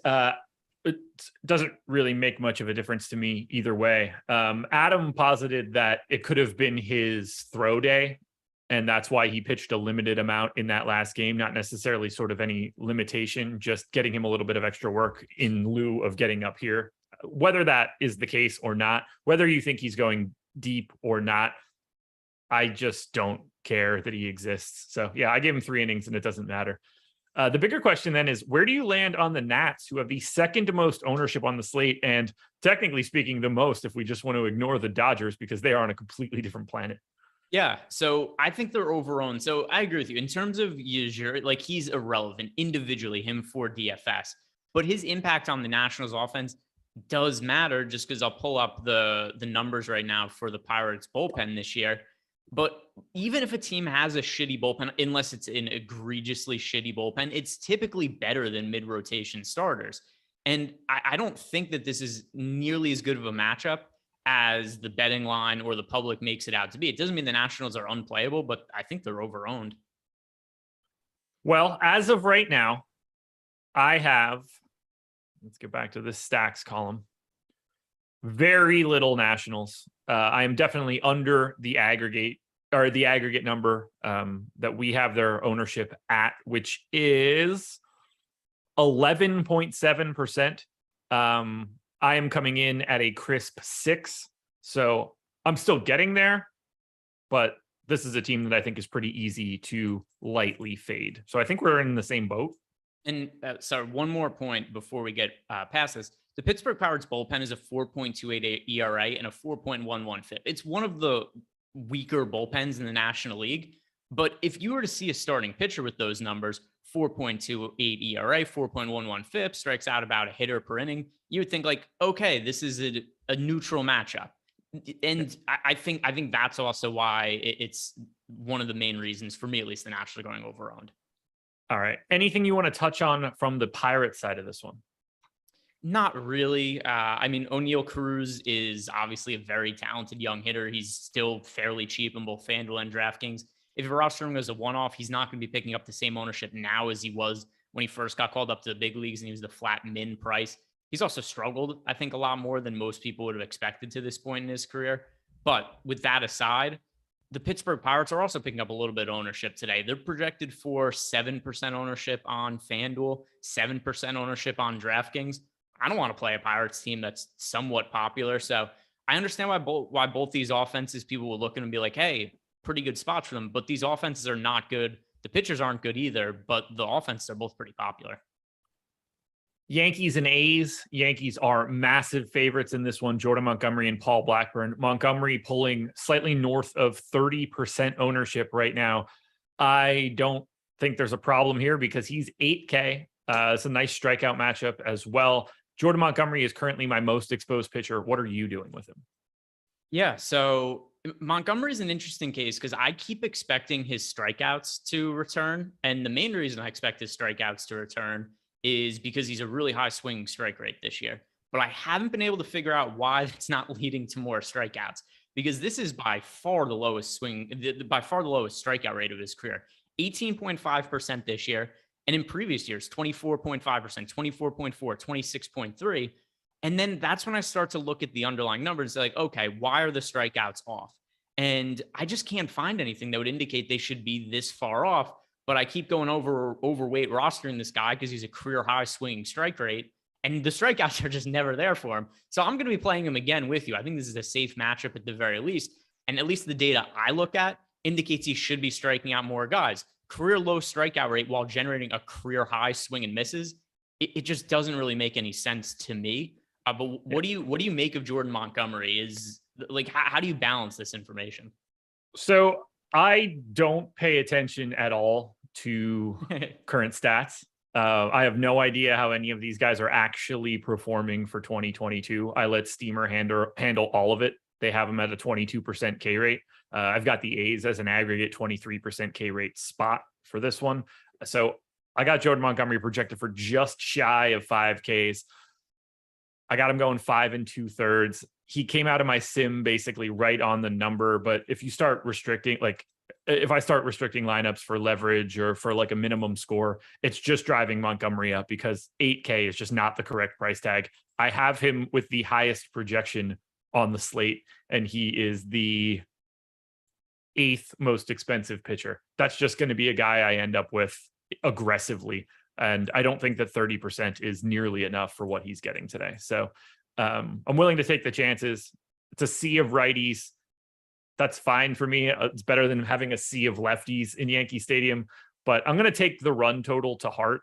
And I'm going to assume that they're supposed to be 2-run favorites and that the A's are supposed to have the lowest implied total. Montgomery's just a misprice, and I want to take advantage of that more aggressively than the 30% we see.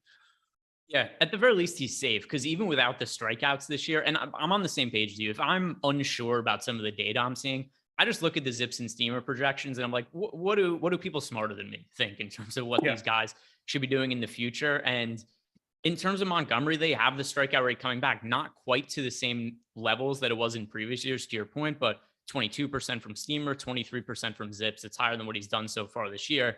And I personally think he's probably going to end up just with a strikeout rate from here on out.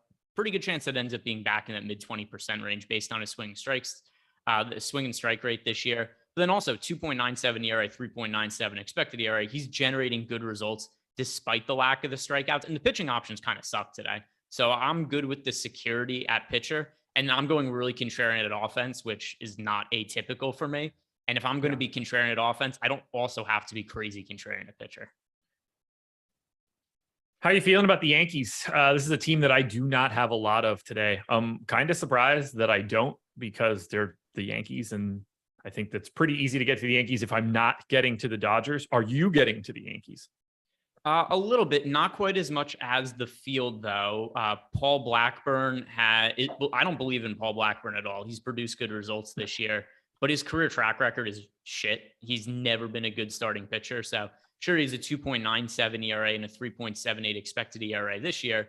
But the previous few years, I mean, last year, he had a 5.87 ERA, 5.44 expected ERA. Overall, for the course of his career, 4.76 ERA. And then also, he's been a guy who has pretty favorable numbers for all opposing offenses that produce power, because Blackburn does not generate swing and misses at all. So you're facing a team like the Yankees where you know the ball is going to be put in play. There's a pretty good chance for upside. But the ownership is there on the Yankees. I think it's a good spot for them against Blackburn. But once again, the ownership is a little too high for me on DraftKings, especially when you consider their price tags. DK about 8.5% ownership, and then over on FanDuel, 10.6% ownership. So other teams that I'd slightly prefer to get to. So far, we've talked about teams in good offenses in good spots, but all of them, the ownership is a little bit high for me. All right, let's go to another one quickly. And that would be Blue Jays and Red Sox. This is one that I definitely want to at least have a small chat about.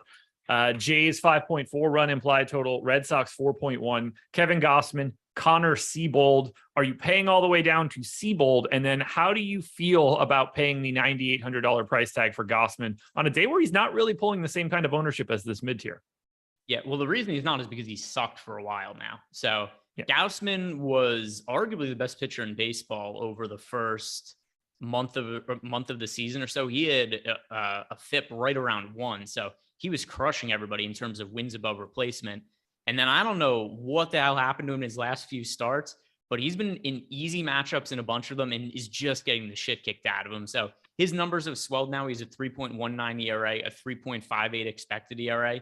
It feels like he's either tipping his pitches or something is off mechanically, because he had an okay start against the White Sox last time out, 6 innings, 2 runs. His start before that, he pitched against the Orioles and was only able to strike out 3 hitters, pitched into the 3rd inning, gave up 7 runs.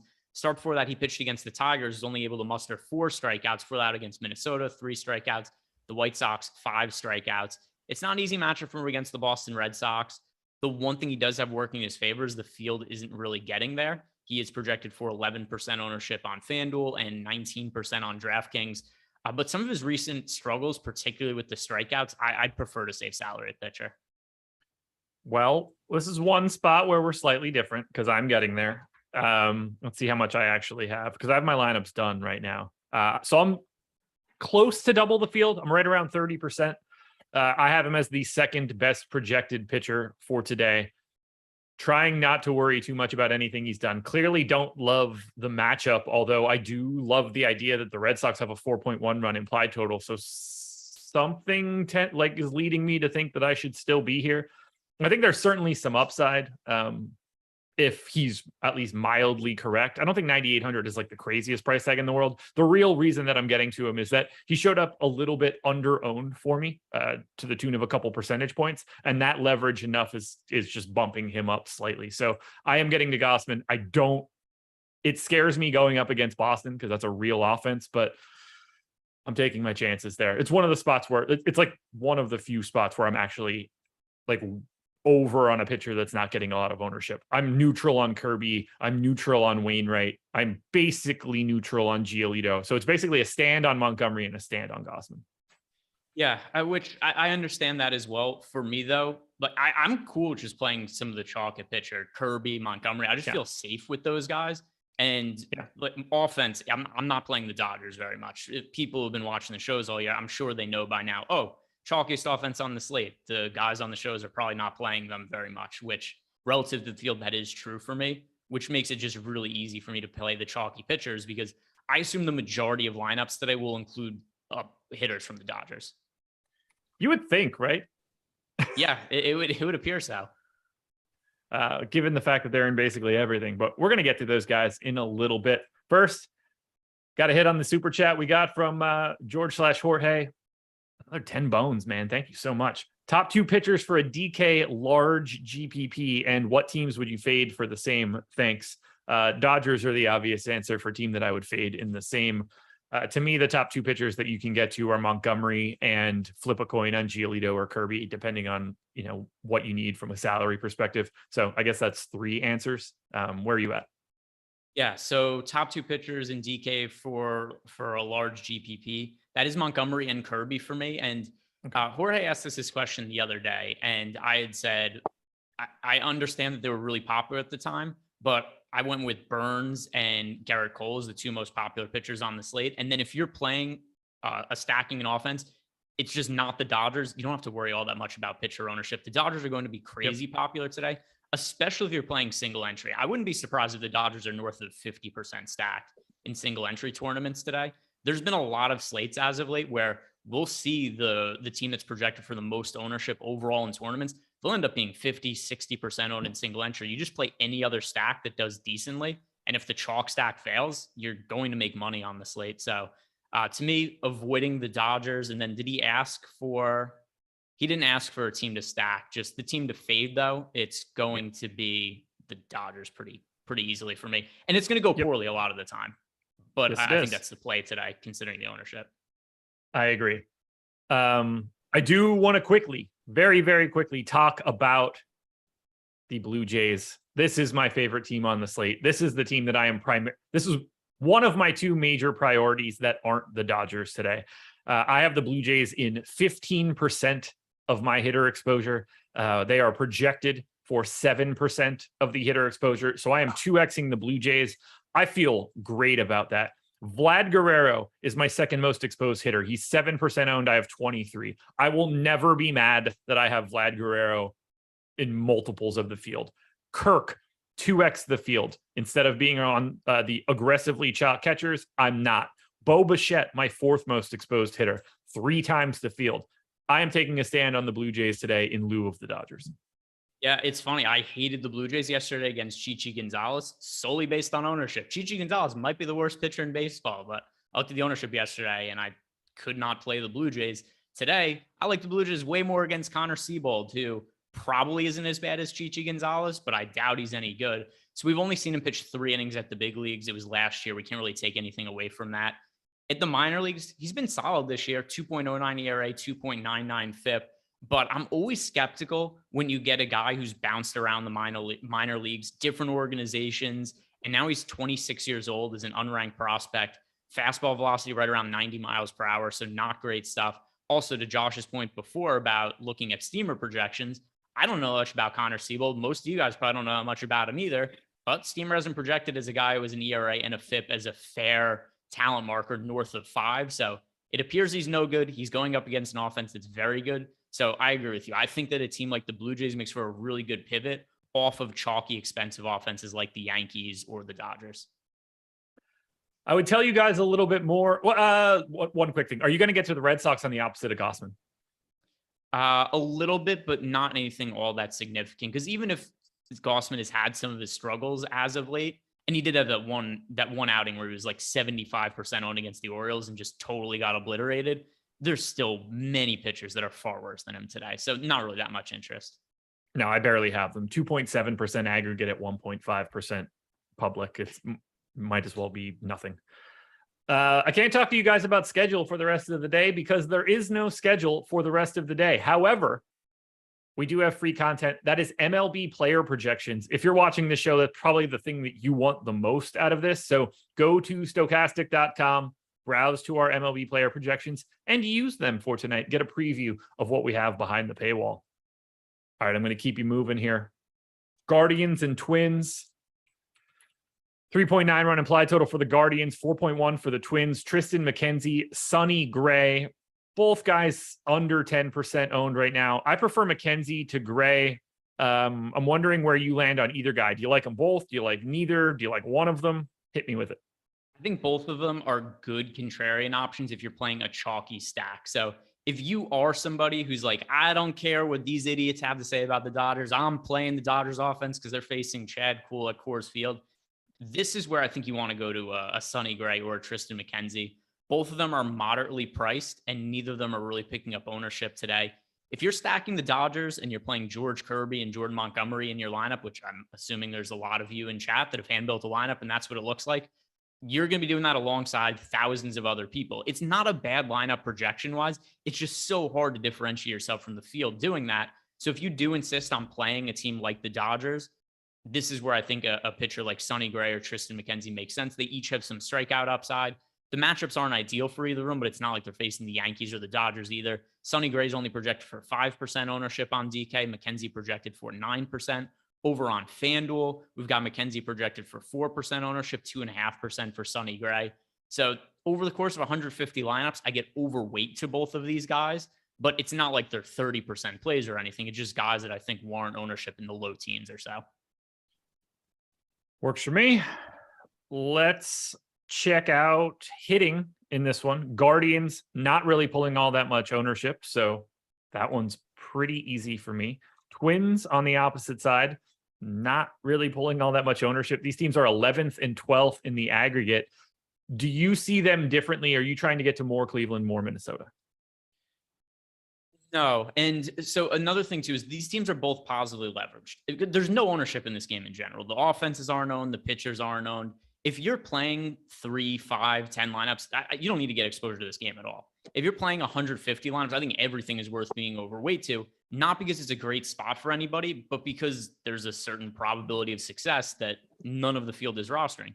We've got sub 2% ownership on the Twins, sub 2% ownership on Cleveland. So in that sense, they're much lower owned than what the probability of success is. So over the course of 150 lineups, they're worth getting 4 or 5% exposure to and being 2-3x the field. But if you're somebody who's just hand building or playing a couple lineups, then you don't need to consider them. I'm pretty much neutral on Cleveland, but I do have 6% aggregate on the Twins right now. They're about at 2. So I am getting a little bit more of Minnesota. That shouldn't be like the craziest thing to think of in the world. In particular, highest exposed guys for the Twins: Byron Buxton, Max Kepler, Kirilloff.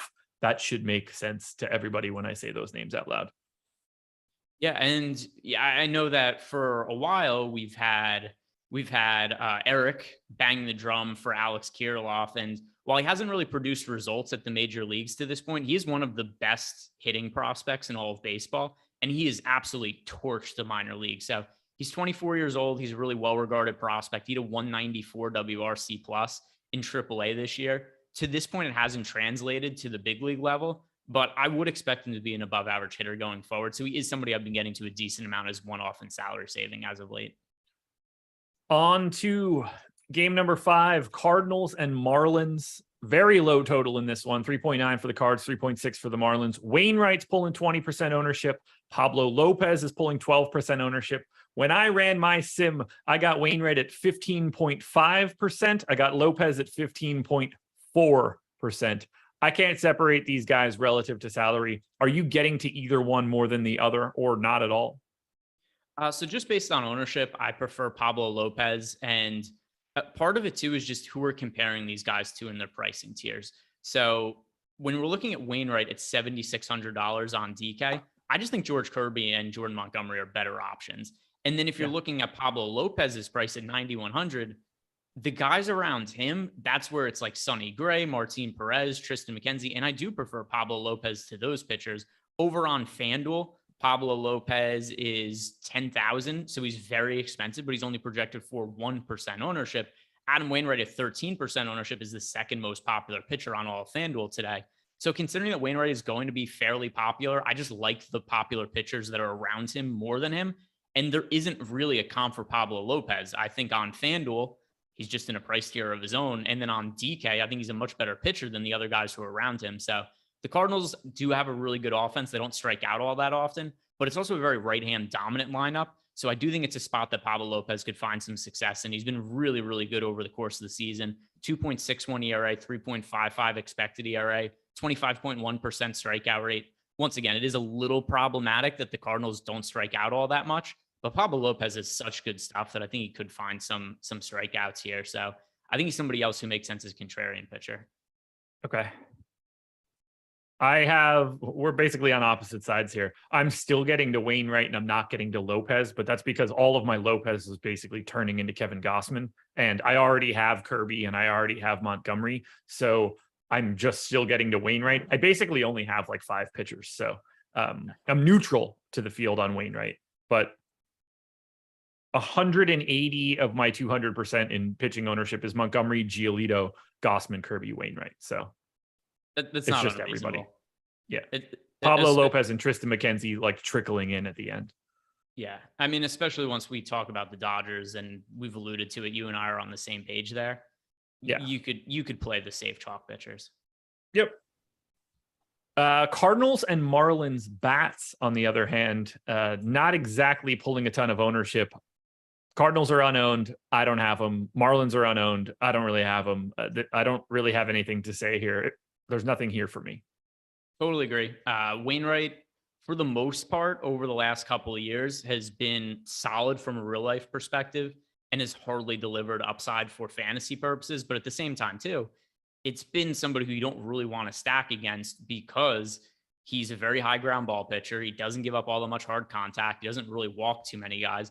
So there aren't very many blow up starts for Adam Wainwright either. He's cheap enough to what you said before. If you're playing him on DK, it's not really all that problematic. I do think he's very safe. No interest in stacking against either of these pitchers. We're about a half hour in, just shy of 1,000 people, 10 shy of 1,000. We're up to 245 likes, which means 300 is certainly in our sights. hit that like button as we get to game number 6, Royals and Rangers. That is Chris Bubich. That is Martine Perez, 3.5% and 3.6% owned respectively. I have no interest in either one of these guys. I'm not Adam. Bubich stinks. He has been so miserable this year, and the Rangers offense has been massively underwhelming. Semien hasn't been as good as was anticipated when he signed that massive contract in the offseason. Maybe you shouldn't pay a whole bunch of hundreds of millions of dollars for somebody who's coming off the best year of their career and have had a long track record of being mediocre. But all that aside, I do not think that Bubich is capable of getting out big league hitters right now. He has a 7.41 ERA this year, 6.02 expected ERA. He is walking everybody. He has a 12.6% walk rate. He is not generating ground balls, only 37% ground ball rate, but the home run to fly ball rate is very high at 16.7%. I love getting to Texas Rangers. This is one of my favorite offenses on the slate. Both them and the Toronto Blue Jays. I think these are the two most sensible offenses to be overweight to the field to. And they're also my preferred options for stacking and single entry. I'm neutral on the Rangers. I got a little over 6% in the aggregate. That's about where we have them. So I'm happy to get there. Jonah Heim is my most exposed Ranger. Probably not all that surprising. You get a catcher in the 4-hole. For the Royals, I'm a little bit over the field. Aggregate is 2.5 for their hitters. I got 4.5. But again, they're not a priority stack. The Rangers are a little bit closer to the top for me. Excuse me. Talk to me about what you like from the Rangers against Bubich. Yeah. So, well, first, there are a couple really cheap hitters towards the end of the Rangers lineup. We've got Leotis Tavares in the lineup, Charlie Culberson, both minimum salary. So if you do need to save money at some point in your lineup, they make sense as plug and plays. Not that I think that either one of them are the best hitters in baseball or locks to home or anything like that, but they are a good source of salary savings. But then beyond that, just looking through the lineup, I don't even care that somebody like Semien's had a little bit of a down year. He's hit the ball better as of late. He's made better contact. But Bubich is so terrible that even when he was sent down to AAA most recently, he had a 6.59 ERA in 3 AAA starts. He can't get out major league hitters. He can't get out minor league hitters right now either. And then even if you look at the 2 previous years he was in the big leagues where he had some level of success, it was mostly luck-based. He had a 4.43 ERA in 2021, but a 5.3 expected ERA. In 2020, he had a 4.32 ERA, but a 5.34 expected ERA. I just don't see anything that indicates to me that Chris Bubich belongs at the major league level at all. And the Texas Rangers, even if they aren't a good major league offense, they're a better offense than Bubich is as a pitcher. So I like everybody top to bottom just for that reason. All righty. The rank depositor asked the question of, what percentage of your lineups are you adhering to a 5-man stack? Seen a couple GPPs taken down recently with all one-offs.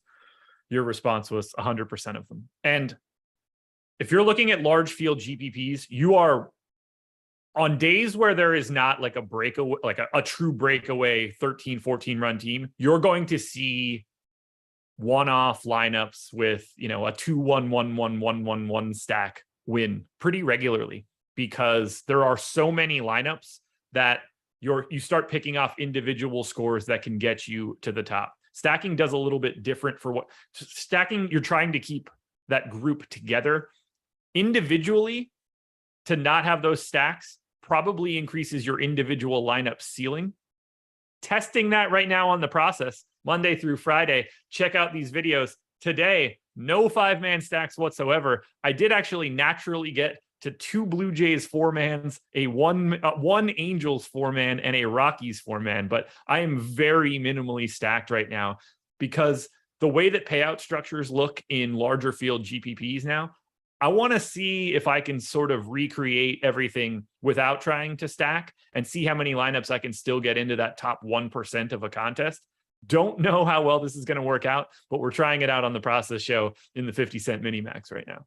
And then one other thing to add to the comment about that as well, what percentage of people are playing 5-man stacks? I used to know this off the top of my head, but it's not like this is something 80% of people are doing. I think the last I looked at something like, 25% of people or something along those lines are making 5-man stacks.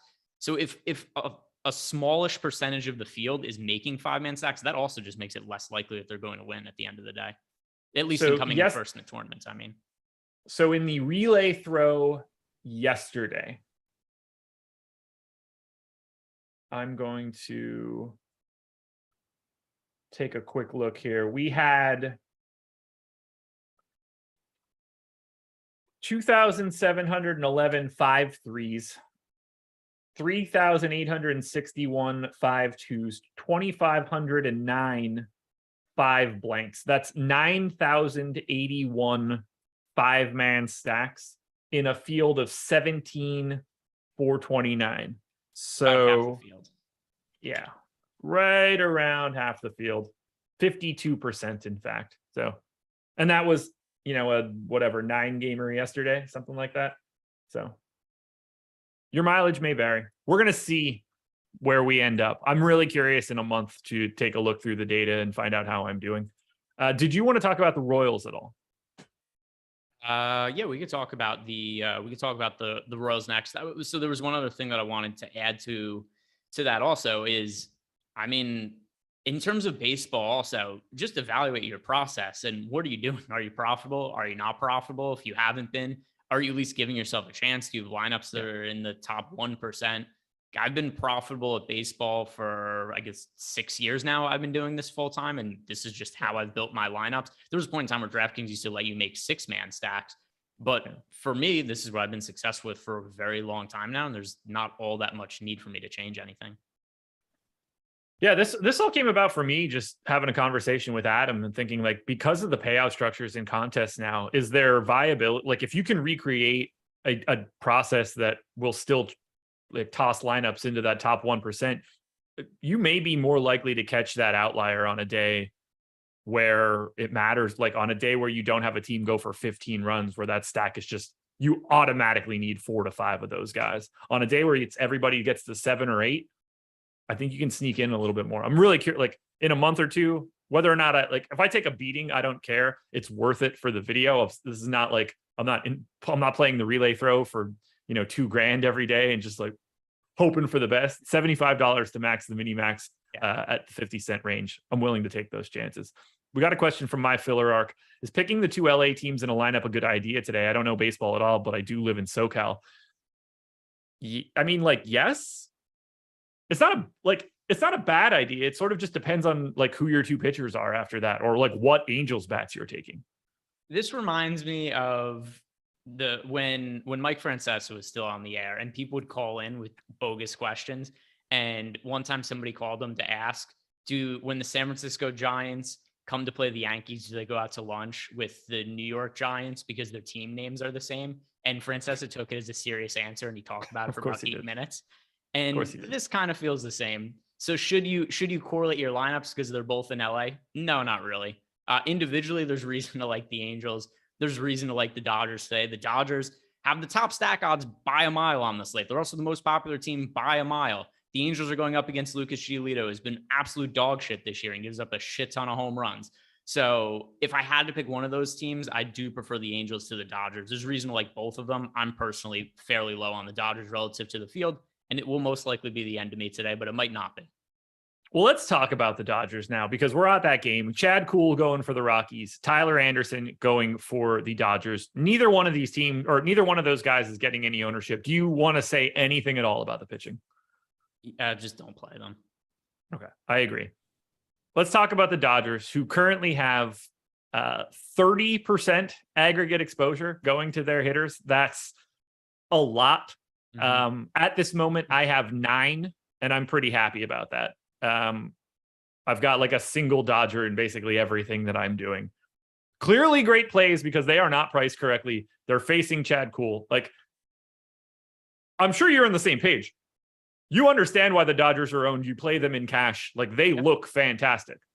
But winning a GPP is a different set of ingredients.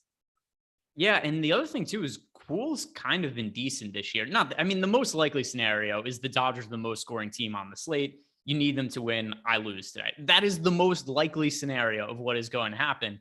But I also think that there's a percentage chance of them being the top scoring team, which we have here in our top stacks tool, by far the highest on the slate. We have the Dodgers with a 25% chance to be the top scoring team. Nobody else is above 8%. They are 3x more likely to be the top scoring team than anybody else today. But they're also going to be in a third of the field's lineups, and that is too much for me. I'm going to look to differentiate. If you stack the Dodgers and they're the highest scoring team on the slate, only half the people that stack the Dodgers are going to end up cashing today. So Yeah. they might be necessary, but you could play them. They could score a bunch of runs and you could still have a 50th percentile lineup because that's what everybody's doing today. And Chad Kuhl has really not been bad this year. I'll get back to these numbers. 3.95 ERA, 4.16 expected ERA. I kind of think in terms of him pitching at Coors Field, there is reason to think he could be more successful than other pitchers just because he's a ground ball pitcher. He also throws really hard. It's a small sample size, but he has managed a 3.29 ERA at Coors this year. I'm mostly just trying to talk myself into saying I'm okay not playing all that much of the Dodgers, but I'm terrified of it. But I also think it's the right play just based on the data we have.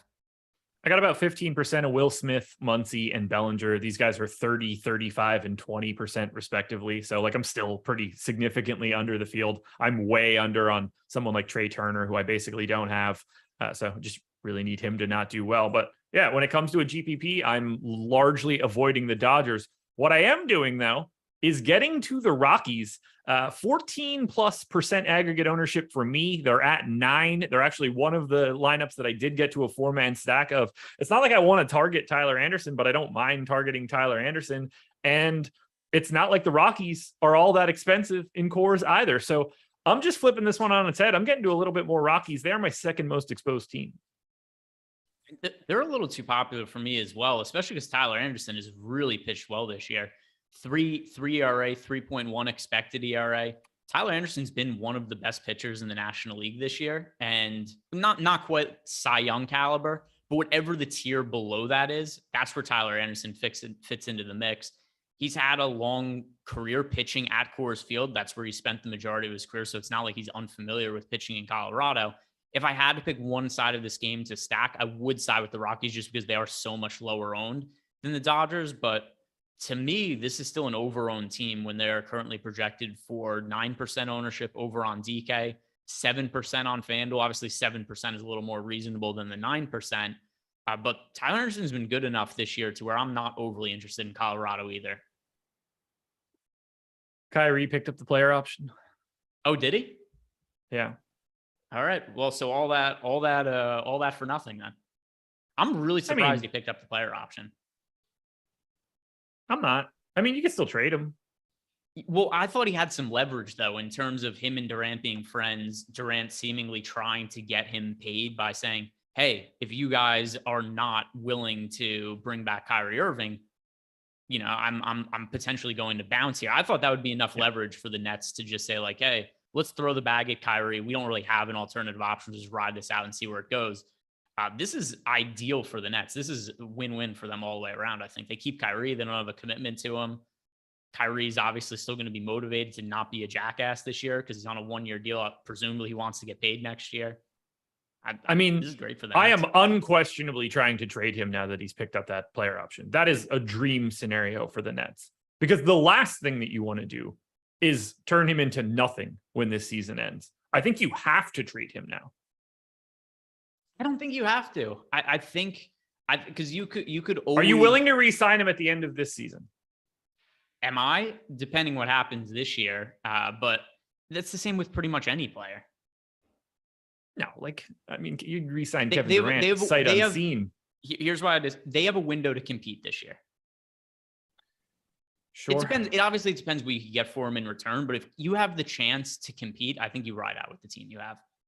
If Ben I'm Simmons, trading him now. They can't fix that. They can't do any, like, they don't create cap space when he's gone at the end of the year. They cannot fix that. You got to turn it into, to me, you got to turn it into something. Otherwise, you are fucked moving forward. Yeah, but if you win this year, who cares? That's a gigantic if. Yeah, I agree. But I think that if you have a chance to compete, you go for it in that given year. I mean, this is also like, we're implying that they get nothing back for Kyrie in this deal. I'm like, no. They're not taking him into salary. That's why I said it depends what they were to get in return. Yeah, but it's kind of an obvious statement. I'm dumping him. I'm praying that I can dump him, but I don't know what that spot actually ends up being. If you can get him to Miami, that's probably the thing to do. And I think you can get enough, like, decent enough options back that it doesn't really hurt Brooklyn. And, you know, you get guys that are actually out on the floor from time to time. The funny thing about this is what percentage of reporters were saying that Kyrie is going to become a free agent? 100%. Nobody even presented the option that he would pick up the player option. Yeah, I don't. Woj's been off his game lately. For real. Fucked up the number 1 pick, fucked up the Kyrie story. I mean, like anybody, like Brockstar mentioned, the Lakers fans were crying. They were never getting him. The Lakers? Yeah. So that was there was never that happening. Story that came out. There was that story that came out earlier that he was willing to sign a mid-level exception for the Lakers. And the idea being that it would be a handshake deal that when they have cap space next year, they would give him the full max, which to me, I thought that kind of made sense from Kyrie's standpoint. But what? They won't have cap space next year. Yeah, LeBron's contract is done, as is Westbrook's next year. So you're anticipating that LeBron James wasn't going to be back for the Lakers either? No, but they would be able to fit both of them in because they have. I don't think with LeBron, AD, and Talen Horton-Tucker, there's not a max spot for Kyrie Irving next year to sign into cap space. I would have to look at. I didn't look that much into the cap space. From what I read, they would have had it though. I don't think they would, but it's not important. Let's close this final thing out because we've got 15 minutes to go until lock. Let's knock out these final 2 games. Angels and White Sox. It's Syndergaard and Giolito. Giolito 30% owned, Syndergaard 10. How do you feel about the ownership to both of these guys? Giolito is broken right now, and I don't know what the issue is, but the evolution of Lucas Giolito is so confusing to me because he broke into the league as a really well-regarded prospect. He was traded from the Nationals to the Chicago White Sox and out of the gate just totally sucked. It was free money to stack against Lucas Giolito when he first broke into baseball, and then very quickly developed into a Cy Young caliber pitcher. And now he is right back to being the guy, or at least close to the guy that he was when he first broke into the league. So Giolito this year, 5.4 ERA, 5.23 expected ERA, but also in terms of stacking against him, he has been so good for fantasy purposes for opposing offenses because everything gets hit in the air against him. He only has a 32% ground ball rate. And of the balls that are hit in the air against them, 1 out of 5 of them are becoming home runs. He's a 20.3% home run to fly ball rate. Giolito has given up multiple homers in 4 of his last 5 starts. Overall, over the course of the season, I think he's had more starts where he's given up multiple home runs than starts where he's given up no homers. So I think there's a ton of upside in stacking against Giolito. I really like the Angels, especially considering how popular Giolito is.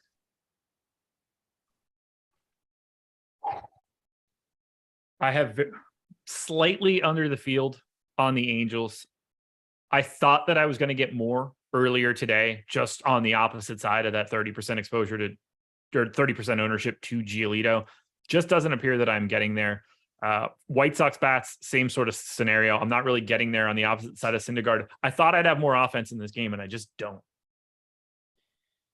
Yeah, and I mean, there is a little bit of ownership going to the Angels, but I'm not sure people are actually going to click that button when it comes to lock. We did see the Blue Jays pick up ownership against Giolito his last time out. He pitched 5 innings, gave up 7 runs, gave up a couple of homers. He's now struck out 3 or less hitters in 3 of his last 4 starts.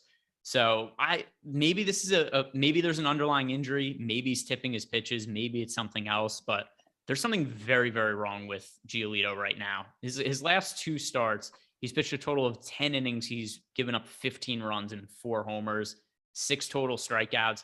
I mean, as of late, he's giving up almost as many home runs as hitters he's striking out. So I think that it's either an injury or he's tipping his pitches, I would say, is most likely. They would not have had max money,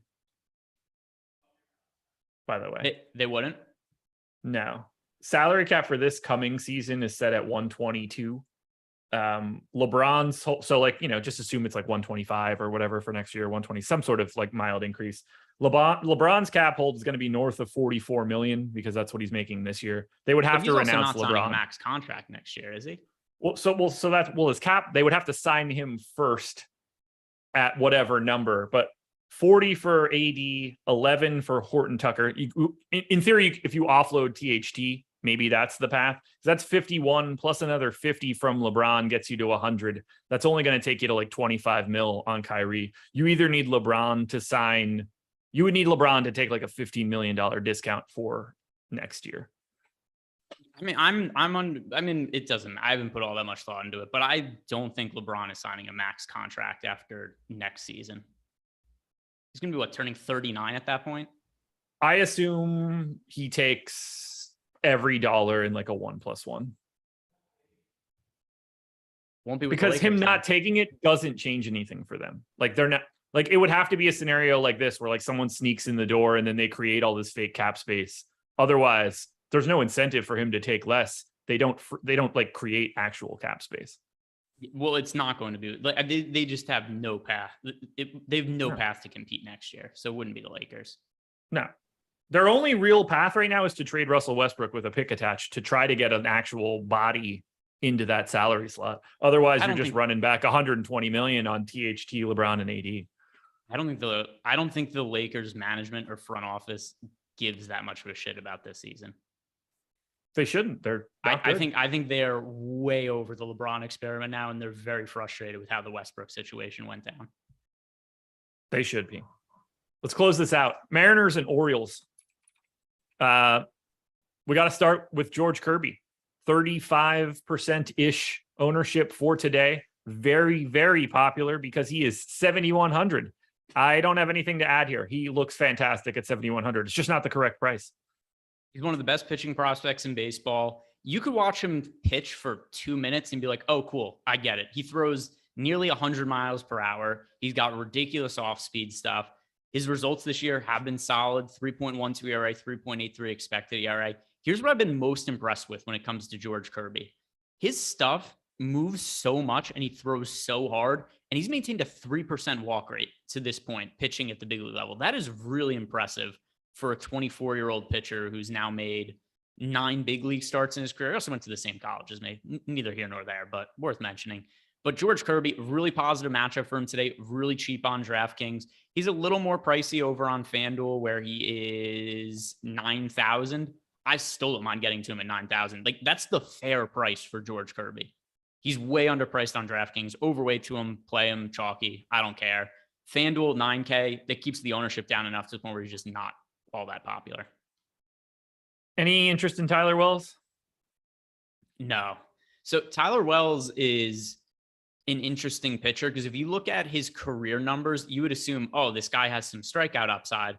Here's why I do not believe he does. All the time in the past that we've seen him with strikeout upside, he was a relief pitcher. So last year, he put up pretty good strikeout numbers, 29%, but he made 0 starts last year. Every single appearance he made was out of the bullpen.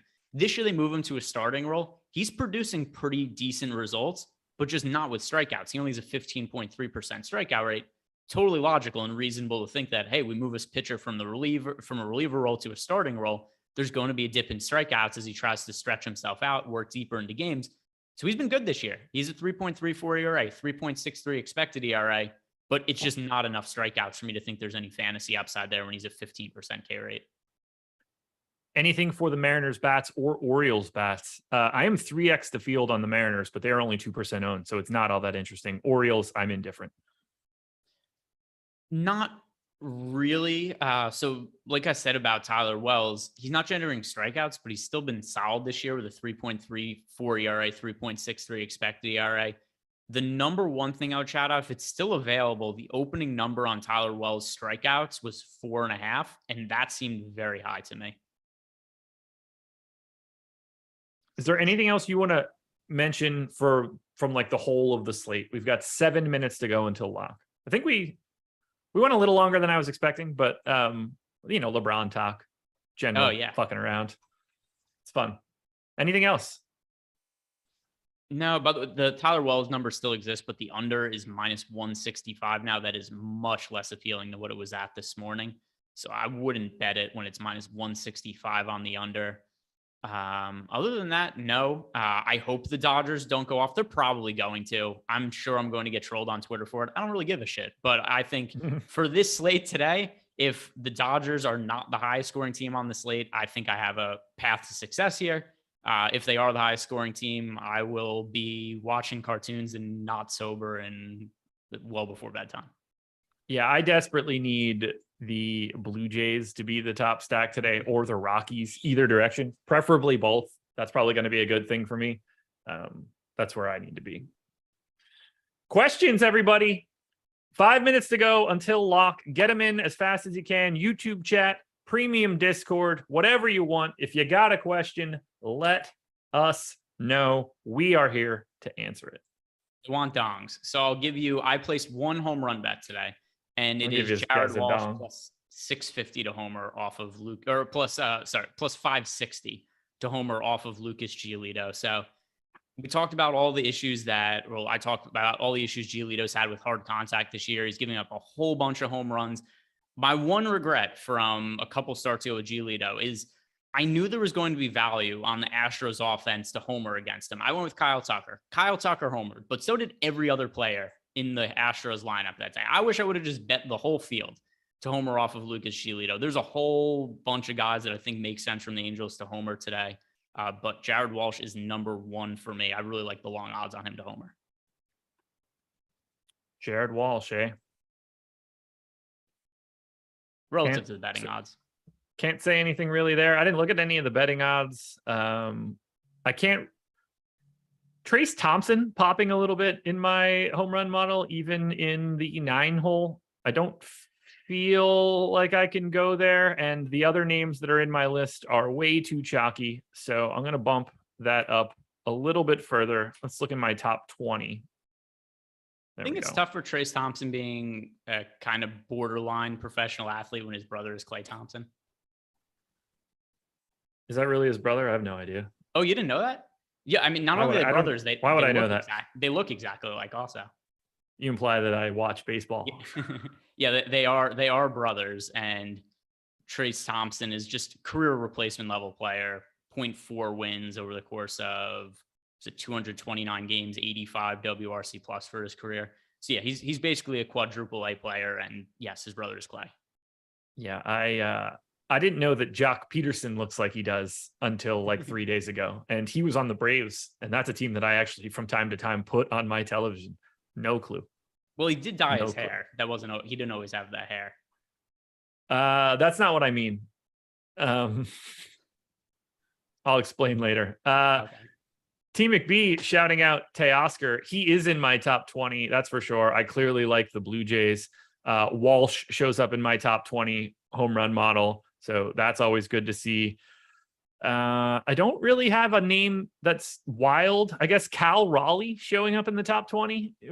There's my home run pick for today. That seems like a bold choice. That would be a bold choice.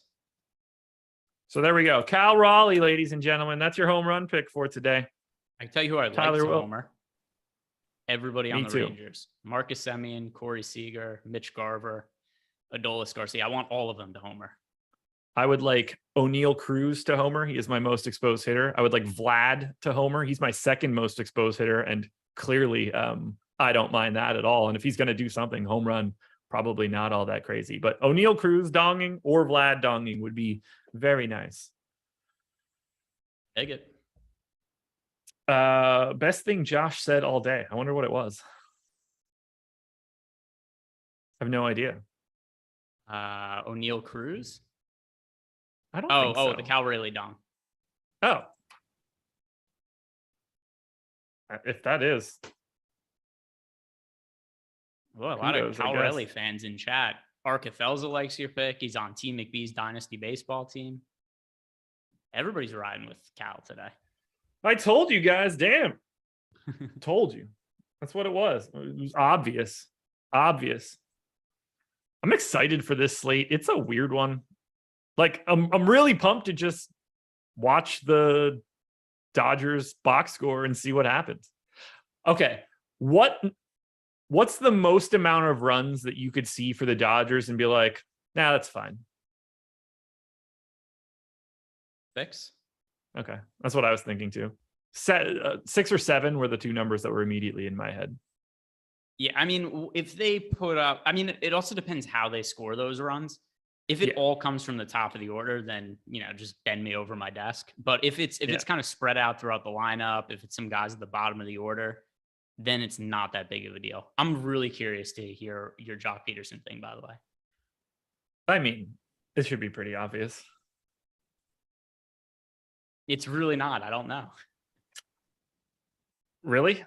I mean, I assumed it was that he has his tips dyed blonde. No, not at all.